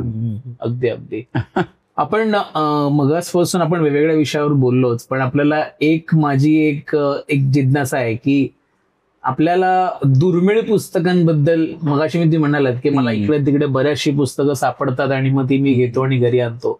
10,000 पुस्तकात नक्कीच दुर्मिळ पुस्तकं असतील आणि त्याबद्दल तुम्ही काही लिहिलेलं आहे ते आम्हाला ऐकायला. दुर्मिळ पुस्तकांचं तर ठेवा म्हणजे एक new and second hand book stall म्हणून जे होता तो आपल्या मेट्रो टॉकीजच्या समोरच्या बाजूच्या गल्लीमध्ये होता तो CST ला. आणि तिथे ते जे दुकान होतं ते 1905 साली दुकान सुरू झालेलं होतं. काळबादेवीचं का ते? काळबादेवीच्याच एरियामध्ये. आणि तिथे एक चंद्रकांत मानकामे नावाचे गृहस्थ होते आणि ते वयाच्या 10व्या वर्षापासून त्या दुकानामध्ये नोकरीला होते. बापरे. आणि म्हणजे सुरुवातीला तर त्यांना नुसतंच इकडून पुस्तकं काढून दे, तिकडून पुस्तकं काढून दे असं ते सगळं करत होते. पण त्या सगळ्या प्रवासामध्ये त्यांना अनेक चांगल्या मोठ्या लोकांचा सहवास आणि त्यांचं बघणं, त्यांचा विचार करणं वगैरे ह्या सगळ्या गोष्टी अनुभवत आल्या. म्हणजे अगदी MC छगला, KM मुंशी वगैरे असे मोठे मोठे जे लॉयर्स होते ते सगळे तिथे यायचे. बाबासाहेब आंबेडकर सुद्धा यायचे त्या दुकानामध्ये आणि त्या दुकानातनं पुस्तकं विकत घ्यायचे. तर त्यामुळे त्या दुकानात सगळेजण जाणार, आणखीन हे करणार. एक दिवस मला अचानक त्या दुकानाचा शोध लागला आणि त्याच्यानंतर असं झालं की तिथे त्यांचं खालच्या बाजूला जे दुकान होतं, म्हणजे त्या खालच्या मजल्यावरती सगळी जास्ती करून अभ्यास किंवा लॉ किंवा कायदे किंवा अशा बद्दलची अशी पुस्तकं असायची. आणि त्याच्या वरच्या मजल्यावरती म्हणजे वनजीवन किंवा साहस किंवा इतिहास किंवा विज्ञान अशा विषयांची पुस्तकं होती. आणि त्या सगळ्या रॅकमध्ये त्यांनी ती विषयवार अशी सगळी लावलेली असायची. आणि मग मी वरती जाऊन बसायचो. मी अंबरनाथला नोकरी करायचो, पण नाईट शिफ्ट घ्यायचो. आणखीन मग तिथे मुद्दाम जायचो, त्या दिवसा त्या ठिकाणी जायचो आणि मग वरती जाऊन बसलो की मग ते तिथे अशी स्टूलं वगैरे ठेवलेली होती, पंखे वगैरे लावलेले होते. मग तिथे तुम्ही बसा, त्याच्यावरती पुस्तकं काढून वाचा, चाळा, बघा, सगळं असं चालायचं. आणि मग ते उन्हाळ्याचे दिवस असले की ते मग थंड काहीतरी पाठवायचे वरती, आणि मग थंडीचे दिवस असले तर चहा वगैरे यायचा वरती, असं चालायचं. आणि मी असे गठ्ठेच्या म्हणजे 10-10, 12-12 पुस्तकं एकदम घेऊन यायचो. एकदा तसं झालं की मी एक पुस्तकं घेऊन आलो खाली, आणि आल्यानंतर मग मी त्यांना म्हटलं की ही पुस्तकं जरा माझ्यासाठी ठेवून द्या, मी आता 2-3 दिवसांनी चक्कर मारीन आणि मग त्याचे पैसे देईन. तर ते म्हणले तसं राहतील, सांगता येत नाही, तुम्ही पुस्तक आता घेऊन जा. नाहीतर म्हटलं, मला म्हणले की उद्या पैसे द्या, परवा पैसे द्या. मी म्हटलं अहो काय, मी राहतो अंबरनाथला, नोकरी अंबरनाथलाच करतो, त्यामुळे मुंबईमध्ये येणं काही रोज होत नाही माझं. त्यामुळे मी आता पुन्हा कधी येईन मुंबईत सांगता येत नाही. म्हणे मुंबईत हे अंबरनाथमध्ये कुठे नोकरी करता तुम्ही? मी म्हटलं मी ऑर्डनन्स फॅक्टरी MPF म्हणून आमची ही आहे, संरक्षण उत्पादन कारखाने, तिथे मी नोकरी करतो. ते म्हणले मग तिथले एक आमचे विस्पुते म्हणून, त्यांना ओळखता का? मी म्हटलं कोण? तर ते म्हणे माझे मेव्हणे आहेत ते. अरे चा, मी म्हटलं हो ओळखतो की त्यांना. तर मग म्हणे माझ्या 3 बहिणी अंबरनाथला राहतात म्हणे. अरे वा. लग्न झालेले 3 अंबरनाथला राहतात आणि त्याच्यातले एक जे आहेत ते तिकडे नोकरी करतात. तर म्हटलं ठीक आहे. मग म्हटलं त्यांना काही निरोप वगैरे द्यायचा असेल, बहिणीला काही चिठ्ठी वगैरे द्यायची असेल तर द्या माझ्याकडे, मला नाईट शिफ्टला भेटतील ते, मी त्यांना देईन ती. तर मग त्यांनी ती चिठ्ठी वगैरे लिहिली, माझ्याकडे दिली. मला पुस्तकं पैसे न देताच तसे घेऊन गेलो मी त्यांची पुस्तकं. आणि मग ती नंतर 2 दिवसांनंतर मी पुन्हा गेलो ह्याच्यामध्ये दुकानामध्ये आणि मध्ये पैसे दिले त्यांना. पण त्याच्यानंतर असं झालं ना की म्हणजे मला क्रेडिटवरती पुस्तकं मिळायला लागली, आणि त्याच्या म्हणजे जी त्याच्यावरती किंमत लिहिलेली असेल त्याच्यापेक्षा आणखी 20% सवलतीत मला ते पुस्तकं द्यायला लागली. आणि नंतर म्हणजे मग असं झालं की मी पुस्तकं घेऊन जायचो, म्हणजे या महिन्याचं जे बिल असेल ते पुढच्या महिन्यात पे करायचं, असं क्रेडिटवरती मी पुस्तकं न्यायला लागली. आणि एवढी पुस्तकं मी त्यांच्या ऋणानुबंध झाला. हे ऋणानुबंध म्हणजे चांगलाच. आणि म्हणजे चहा किंवा थंड पाजल्याशिवाय ते मी परतच यायचो नाही कधी, कारण वरती जाऊन बसायचं की 2-2 तास आपलं तिथे मस्तपैकी. आणि एवढी छान पुस्तकं दुर्मिळ असायची, काय सांगू. तर तो सगळा एक लिहिला त्याच्यावर. त्याच्यावरती लेखही लिहिला होता, कारण 1995 साली त्यांच्या त्या दुकानाला 90 वर्ष पूर्ण होत होती. म्हणून मग 90 वर्षांची ज्ञानसेवा अशा नावाचा मी तो पुस्तक लेखही लिहिला. तो साप्ताहिक सकाळमध्ये छापूनही आला होता. आणि त्यांनी मला त्यावेळेला एक गंमत दाखवली होती की त्यांच्याकडे अशा अनेक दुर्मिळ पुस्तकं जी होती, त्या पुस्तकांवरती लेखकांच्या स्वाक्षऱ्या होत्या ना, त्या स्वाक्षऱ्यांच्या असं एक वेगळी शेल्फ केलेली होती त्यांनी. आणि ते म्हणजे कुलूपबंद असं कपाटच होतं ते. मग त्याच्यातनं काही जाणकार आणि हे असतील असे ते दर्दी, त्यांना ते दाखवायचे फक्त. म्हणजे जो फील्ड मार्शल रोमेल होता, दुसऱ्या महायुद्धात लढलेला हिटलरकडून, त्या रोमेलची स्वाक्षरी असलेलं पुस्तकही त्यांच्याकडे होतं. बापरे. ते त्यांनी दाखवलं होतं मला. मी म्हटलं अरे काय ग्रेट माणूस, म्हणजे रोमेलची स्वाक्षरी असलेलं पुस्तक मिळालं त्यांना. जबरदस्त. आणि ते त्यांच्या संग्रही होतं. अशा हे सर्व असताना आता मिलिंद आंबेडकर सरांचं इथून येणारं भविष्यातला आगामी पुस्तक कोणतं, तुमचे नवीन प्रकल्प काय, हा नवीन भ्रमंती कोण? खरं तर म्हणजे हे सगळं वाचत असताना आणखीन हे करत असताना असं खूप जाणवतं की अनेक असे चरित्र नायक आहेत की ज्यांच्याबद्दल लिहायला हवं. म्हणजे त्यांचं इंग्लिशमधनं वगैरे आपण बरंच वाचलेलं आहे, त्यांचं साहस वाचलेली आहेत, पण म्हणजे त्यांच्यावरती लिखाण करायला हवं. ते सगळं त्यांचं जे विलक्षण आयुष्य आहे ते सगळं इतरांच्या समोर मांडलं पाहिजे. तर त्याच्यासाठी म्हणून म्हणजे मी प्रयत्न करतोय आणि लवकरच म्हणजे पुस्तक करायचा विचार आहे. हे जसं मी साहसी महिलांच्या बद्दल हे केलेलं होतं, लिहिलेलं होतं, तसंच मी एका पाक्षिका म्हणजे एका साप्ताहिकामध्ये पाक्षिक सदर चालवत होतो मी. तर ते साहस कन्या अशा नावाचं पण पुस्तक एक मी करणार आहे. तर त्याच्यामध्ये सुद्धा आणखीन 25 अशा साहसी महिलांचा परिचय असणार आहे. धन्यवाद. तर ते पुस्तक पण म्हणजे अशा विलक्षण एक महिला आहेत, जशी ही गर्लिंडी कार्ल्टन ब्रुनर आहे, तशाच आणखीनही इतर आहेत. त्यांनी पण वेगवेगळ्या ह्याच्यामध्ये साहस प्रकारांमध्ये त्यांनी साहस केलेली आहेत. त्यांचे परिचय मी करून दिलेले होते. तर ते पुस्तक आता एक करायचंय, त्याच्या मागे मी सध्या आहे.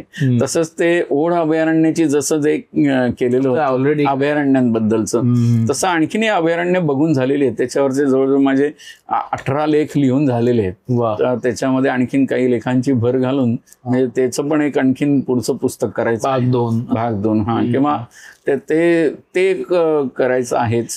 त्याच्यानंतर शर्थ साहसाची नावाचं असं जे सदर लिहिलेलं होतं साहसी व्यक्तींच्या बद्दलचं, तरुण भारतमध्ये का नाही, ते सकाळमध्ये. तर ते एक करायचा विचार आहे. त्याच्यामध्ये थोडस भर घातली तर ते आणखीनही, कारण गेल्या 200 वर्षामधलाच हा सगळा काळ आहे आणि त्याच्यामध्येच हे एवढं प्रचंड शोध लागलेले आहेत. म्हणजे शोध म्हणजे अज्ञात प्रदेश आहेत. त्या अज्ञात प्रदेशामध्ये प्रवास केलेले हे सगळे लोक आहेत आणि त्या लोकांनी जे पाहिलं, जे शोध घेतले नद्यांचे, विलक्षण आहे सगळं. तर त्याच्यामुळे आपण हे सगळं आता पृथ्वीला जाणू शकतोय, वेगवेगळ्या भूप्रदेशांना जाणू शकतोय. पण त्यांनी जे साहस केली, त्यांनी जे वेगवेगळे प्रसंग अनुभवले, ते सगळं त्यांनी त्यांच्या प्रवास वर्णनांमधून लिहून ठेवलेलं आहे. तर त्यांचा परिचय करून द्यायचा, असं एक लहान मुलांच्यासाठी म्हणून मी ते सदर लिहित होतो. त्याच्यामध्ये थोडंसं आणखीन भर घालून ते पण लहान मुलांच्यासाठी म्हणून करायचंय. हा, असं 2-3 आणि माझे पर्यटन विषयक जे एवढं प्रचंड लेख प्रसिद्ध झाले, जवळजवळ 300च्या वर लेख प्रसिद्ध झालेले आहेत, त्याचंही संकलन करावं असं एकंदर. नाही, सगळ्या पुस्तकांच्या ह्याच्यासाठी साहित्याचा पर्व असेल नवीन आणि लोकांसाठी विविध माहिती आणि डिस्कव्हरी लोकांना माहिती आहे, पण discovery of Maharashtra, discovery of India, तर त्यातला एक भाग म्हणून मी तर म्हणेन की तुम्ही आहात त्यातला एक भाग, की तुम्ही देखील लोकांना पर्यंत हे पोहोचव. तर हा आपल्यासाठी एक मोठा उपलब्धीचा भाग आहे. नवीन भ्रमंती कुठे आता तुम्ही करताय? तुम्ही आता 70कडे आहात. हा, आता 70कडे आलेलोच आहे, पण तरी सुद्धा अजूनही भारतामध्ये इतकं बघण्यासारखं राहिलेलं आहे. मी कसं करायचो की पूर्वी 2-3च जिल्हे ठरवायचो आणि त्या 2-3 जिल्ह्यातलंच बघायचं, आणखीन आठवडाभरानंतर परत यायचो. नोकरीमध्ये कधी मी म्हणजे सुट्ट्या शिल्लक ठेवल्याच नाहीत. म्हणजे आपण निवृत्तीनंतर काहीतरी त्याचं एकदम डबोलं घेऊया आणि नंतर मग आपण ते सगळं बघायला जाऊया, असं मी कधी केलं नाही. तरुण वयामध्ये तुम्हाला ह्या सगळ्या गोष्टी म्हणजे ज्या ठिकाणी तुम्हाला चढून जायचं आहे, पायी प्रवास करायचे आहेत, अशी जी ठिकाणं बघायची आहेत ना, ती तरुण वयातच बघितली पाहिजेत. आमच्या इथे मी रिटायर होत असताना मला अनेकांनी विचारलं होतं की 4 धाम यात्रा वगैरे झाली का? म्हटलं 30 वर्षापूर्वीच झाली. 4 धाम यात्रा वगैरे ही निवृत्तीनंतर करायच्या गोष्टी नाही आहेत, त्या अगोदरच तरुण असतानाच त्या करायला पाहिजेत. पण लोक काय करतात की तरुण असताना समुद्रकिनारी वगैरे फिरायला जातात, गोवा काय आणि इतर समुद्रकिनारी काय. पण गंमत अशी असते ना की ते समुद्रकिनारे ते नंतरही तुमच्या रिटायरमेंट नंतरही तसेच असणार असतात आणि रिटायरमेंटच्या नंतर तुम्हाला जिथे चढायचंय, चालायचंय, अशा ठिकाणी तुम्हाला आधी जायला पाहिजे. ज्या वेळेला तरुण वयामध्ये तुमच्या पायात ताकद आहे, मनात उर्मी आहे, त्यावेळेला तुम्ही हे सगळी ठिकाणं पाहिलं पाहिजे. तर ते लोक उलट करतात. हा, आणि मग त्यामुळे अशी पंचायत होते. स्कूलिंग होणं गरजेचं आहे, नक्कीच गरजेचं आहे. कोणत्या वयात काय बघावं आणि कोणत्या वयामध्ये म्हणजे आणि कोणत्या सीझन मध्ये कुठे जावं. हा, म्हणजे लोक नोव्हेंबर डिसेंबर मध्ये वगैरे म्हणतात एकदम की मला ना लडाखला जायचंय. अरे पण लडाखला तुला जायचं, तुला -40 डिग्रीचं टेम्परेचर सोसणार आहे का, त्याचा विचारच नाही. मला आता LTC घ्यायची, मला आता म्हणजे लिव्ह ट्रॅव्हल कन्सेशन घ्यायचं आणि मग मी तिकडे जाणार एकदम लांब. अरे पण म्हणजे तो सीझन आहे का, हेच कळत नाही. म्हणजे ज्या वेळेला अभ्यास असतो, रिसर्च आहे ते. आणि मग त्याप्रमाणे तुम्हाला आता तुम्ही थंडीच्या दिवसामध्ये जर का हिमालयामध्ये वगैरे गेलात किंवा उत्तरेकडे गेलात तर तिथे दिवस लहान असतो, थंडी जास्ती असते, धुकं जास्ती असतं, त्याच्यामुळे तुम्हाला दिसत नाही. म्हणजे मी तर एकदा अनुभव असा घेतला होता की आम्ही विंटर ट्रेकसाठी म्हणून गेलो होतो आणि मग आम्हाला वाटेमध्ये जाताना ह्याला थांबून जायचं होतं, म्हणजे आग्रा बघून जायचं होतं. तर ते थंडीचे दिवस होते, एवढं धुकं होतं ना की तो आग्राचा तो ताजमहाल आहे, तो ताजमहाल बघायला आम्ही त्या प्रवेशद्वारातून आतमध्ये गेलो तर आम्हाला समोर दिसतच नव्हता ताजमहाल, एवढं धुकं होतं सगळं. मग त्या धुक्यामध्ये तुम्हाला काय दिसणार, त्याचं सौंदर्य कसं तुम्ही अप्रिशिएट करू शकणार ना. बरोबर, अगदी अगदी. मग तिथून काळ देखील तुम्हाला माहित पाहिजे, फारच गरजेचं आहे ते. अगदी अगदी. आणि तिथे सगळे जर का म्हणजे पाण्याचे प्रॉब्लेम असतात, कारण बर्फ गोठून जातो हिमालयामध्ये वगैरे तुम्ही गेलात तर, नळांना नीट पाणी येत नाही, थंडी असते, झाडांचे सगळे खराटे झालेले असतात, त्यामुळे फुलांचं किंवा ह्याचं सौंदर्य नसतं. त्यामुळे तुम्हाला नक्की काय बघायचंय आणि कधी बघायचे हे सगळं ठरलं पाहिजे. ते अगोदर त्याचा अभ्यास केला पाहिजे आणि त्याप्रमाणे तुम्ही ते नियोजन करून मग नंतर तुम्ही प्रवास करा. आणि म्हणजे गृहपाठच असतो माझ्यासाठी तर. म्हणजे प्रत्येक राज्याची अशी एक वेगळी पिशवी करून ठेवलेली आहे, त्याच्यामध्ये त्याची सगळी माहिती पत्रक, नकाशे आणि सगळं त्याच्यामध्ये असतं. म्हणजे मी आता एखाद्या कर्नाटकला जायचं ठरवलं की मग ती पिशवी काढायची, त्याच्यातनं ते सगळं नकाशे बघायचे, त्याच्यानंतर त्याची माहिती पत्रकं जी असतील ती काढायची. कारण मुंबईमध्ये वगैरे आपल्या ठिकाणी बऱ्याच वेळेला अशी जी प्रदर्शनं लागतात पर्यटन मंत्रालयाकडनं, तर त्या प्रदर्शनांना मी आवर्जून जायचो, आणखीन माहिती पत्रकं गोळा करायचो आणि मग त्याच्यानंतर ठरवायचो. आणि मग ज्या ठिकाणी जायचो त्या आईवडिलांना पण घेऊन जायचो, तर कुठेही काही बुकिंग केलेलं नसायचं. म्हणजे ट्रेननी जायचं, ज्या ठिकाणी उतरायचं, जिथून प्रवास सुरू करायचा तिथपर्यंतचं रिझर्वेशन आणि जिथून परत यायचं तिथून परतून घरीपर्यंत येईतोपर्यंतचं त्या ह्याचं रिझर्वेशन एवढंच केलेलं असायचं. मग तिथे उतरलं की आईवडिलांना रिटायरिंग रूममध्ये किंवा वेटिंग रूममध्ये थांबवायचं, मग बाहेरून जाऊन यायचं आणि मग मी एखादी गाडी ठरवायचो. मग तो जो ड्रायव्हर असेल तो अनुभवी आहे की नाही, त्याला हिंदी नीट बोलता येते की नाही, या सगळ्या गोष्टी बघायच्या. आणि मग त्याला सांगायचो की या ठिकाणी मला जायचंय, माझ्याकडे असले नकाशे दाखवायचो आणि ते नकाशे दाखवून सांगायचं मला ही ठिकाणं बघायची, काय तुझा रेट असेल त्याप्रमाणे सांग, त्याप्रमाणे आपण ठरवू. आणि मग त्यानंतर तो सगळा प्रवास सुरू व्हायचा. आणि नंतर त्याला म्हणजे सांगायचं की या ठिकाणी आम्हाला जायचं, या ठिकाणी हे. तर तू जर का म्हणायला लागलास, म्हणजे ड्रायव्हर सांगायला लागला की नाही तिथे काय बघायचं नाही, ते मी ठरवीन, तू घेऊन जायचं फक्त मला. कारण मला काय बघायचंय, मला काय आवडतंय ते मला माहितीये, तुला पैसे होतील तेवढे मी देणार आहे, पण ते ठरवणं काम. आणि मग त्यामुळे असं व्हायचं की अनपेक्षितपणे एखादं चांगलं ठिकाण दिसायचं, मग तिथे 2-3 तास जायचे. मग त्यावेळेला वाटेमध्ये कुठलं आणखी नकाशावरती मोठं ठिकाण आहे त्या ठिकाणी जाऊन बघायचं. मग अगोदरच जेवायचं आणि मुक्कामाला फक्त त्या रूममध्ये जायचं, त्या हॉटेलमध्ये, लॉजमध्ये जायचं. सकाळी परत 6 वाजता उठून निघालो बाहेर. म्हणजे सूर्योदयाच्या वेळेला आम्ही बाहेर पडलेलो असायचो. जबरदस्त. तिथे जाऊन झोपायचं नाही आपल्याला, आपण बघण्यासाठी आलेलो. खूपच. कारण चांगली झोप आपल्याला आपल्या घरीच मिळू शकते, त्यावेळी ते बाहेर जायचं काही कारण नाही. आपण तिकडे बघायसाठी आलेलो आहे. मग सकाळच्या वेळेला मंदिरांच्या म्हणजे काकड आरत्या असतात, त्याच्यामुळे सकाळपासून त्या मंदिरं सगळी उघडी असतात. मग तिथे आपण सकाळीच जायचं. म्हणजे मग काय होतं की दर्शन चांगलं होतं, अगदी उत्साहाने दर्शन चांगलं होतं, आपण फ्रेश असतो. आणि मग ती चांगली व्यवस्थित दर्शनं झाली की नंतर मग 10 वाजता त्याच गावामध्ये असलेली म्युझियम्स वगैरे असतात, ती सरकारी खात्याप्रमाणे म्हणजे ती 10 वाजता उघडतात. त्याच्यामुळे मग तिकडे म्युझियम वगैरे बघायला जायचं. मग रात्री एखाद्या किल्ल्यावरती किंवा ऐतिहासिक ठिकाणी गेलेलो असेल तर तिथे स्लाइड शो असतो, लाईट अँड साऊंड शो असतो, मग तो लाईट अँड साऊंड शो बघायचा. असं ते सगळं करतो मी. विलक्षण. तिथे प्लॅनिंग होत जात. अगदी. आणि मग परतीचं जेव्हा स्टेशन, ज्या ठिकाणून आपण परतीचं रिझर्वेशन केलेलं असेल त्या गावापर्यंत, त्या स्टेशनपर्यंत मी ती गाडी केलेली असायची. आणि तिथपर्यंत सोडायचं आणि मग नंतर फक्त गाडीत बसायचं आणि परत यायचं. आणि आठवडा 10 दिवसाच्या एवढ्याच त्या ट्रिप असायच्या आणि 4 नाही तर 6 जण एवढीच असायची. एक गाडी तेवढी केली की बस. म्हणजे त्याच्यामध्ये मग आणखीन गाडीमध्ये छान जुनी गाणी ऐकायची. मग ते CD घेऊन जायचो मी गाण्यांच्या, मग ते ऐकायच्या, गप्पा मारायच्या त्याच्यावरती, असं सगळं चालायचं. भन्नाट आहे. म्हणजे तुमच्या बरोबर पूर्ण एक प्रवास एक दिवशी आम्हालाही पर्यटनाला यावं लागलं. आणि कसं आहे की हा जो सगळा तुम्ही व्यासंग तुमचा, त्याचबरोबर पर्यटनाची आवड, भ्रमंतीची आवड आणि त्याचबरोबर विविध माध्यमातून प्राणी पक्ष्यांवरचं प्रेम आणि त्यांचं संवर्धन कसं व्हायला पाहिजे, किल्ल्यांचं संवर्धन, अभयारण्यांचं संवर्धन, त्यातील प्राण्यांचं, म्हणजे अगदी तुम्ही ते अळीचं आम्हाला सांगितलं, किडाजडी, ते फारच किडाजडीचा म्हणजे मुद्दा आहे. या सगळ्या गोष्टी, ह्या सगळ्या अनुभव घेणारा मिलिंद आंबेडकर सारखी व्यक्तिमत्व आपल्या महाराष्ट्रात आहे, याबद्दल आम्हाला अभिमान आहे. आणि येणाऱ्या काळामध्ये आपण याच्या विविध आपले पॉडकास्ट येत राहतील, जे पर्यावरणाशी आणि पर्यावरणातल्या ऱ्हासाशी पण संबंधित असणारे राहतील.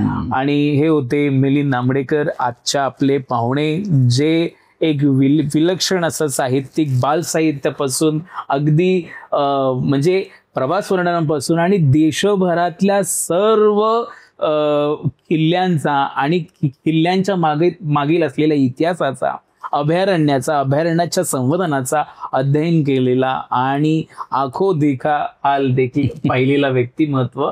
आणि अशी आम्ही आनंदी आहोत की आम्हाला आपली मुलाखत करायला मिळाली. कीर्ती प्रकाशन आपल्या ऋणात आहे. आम्ही आभार मानत. धन्यवाद. धन्यवाद. धन्यवाद सर.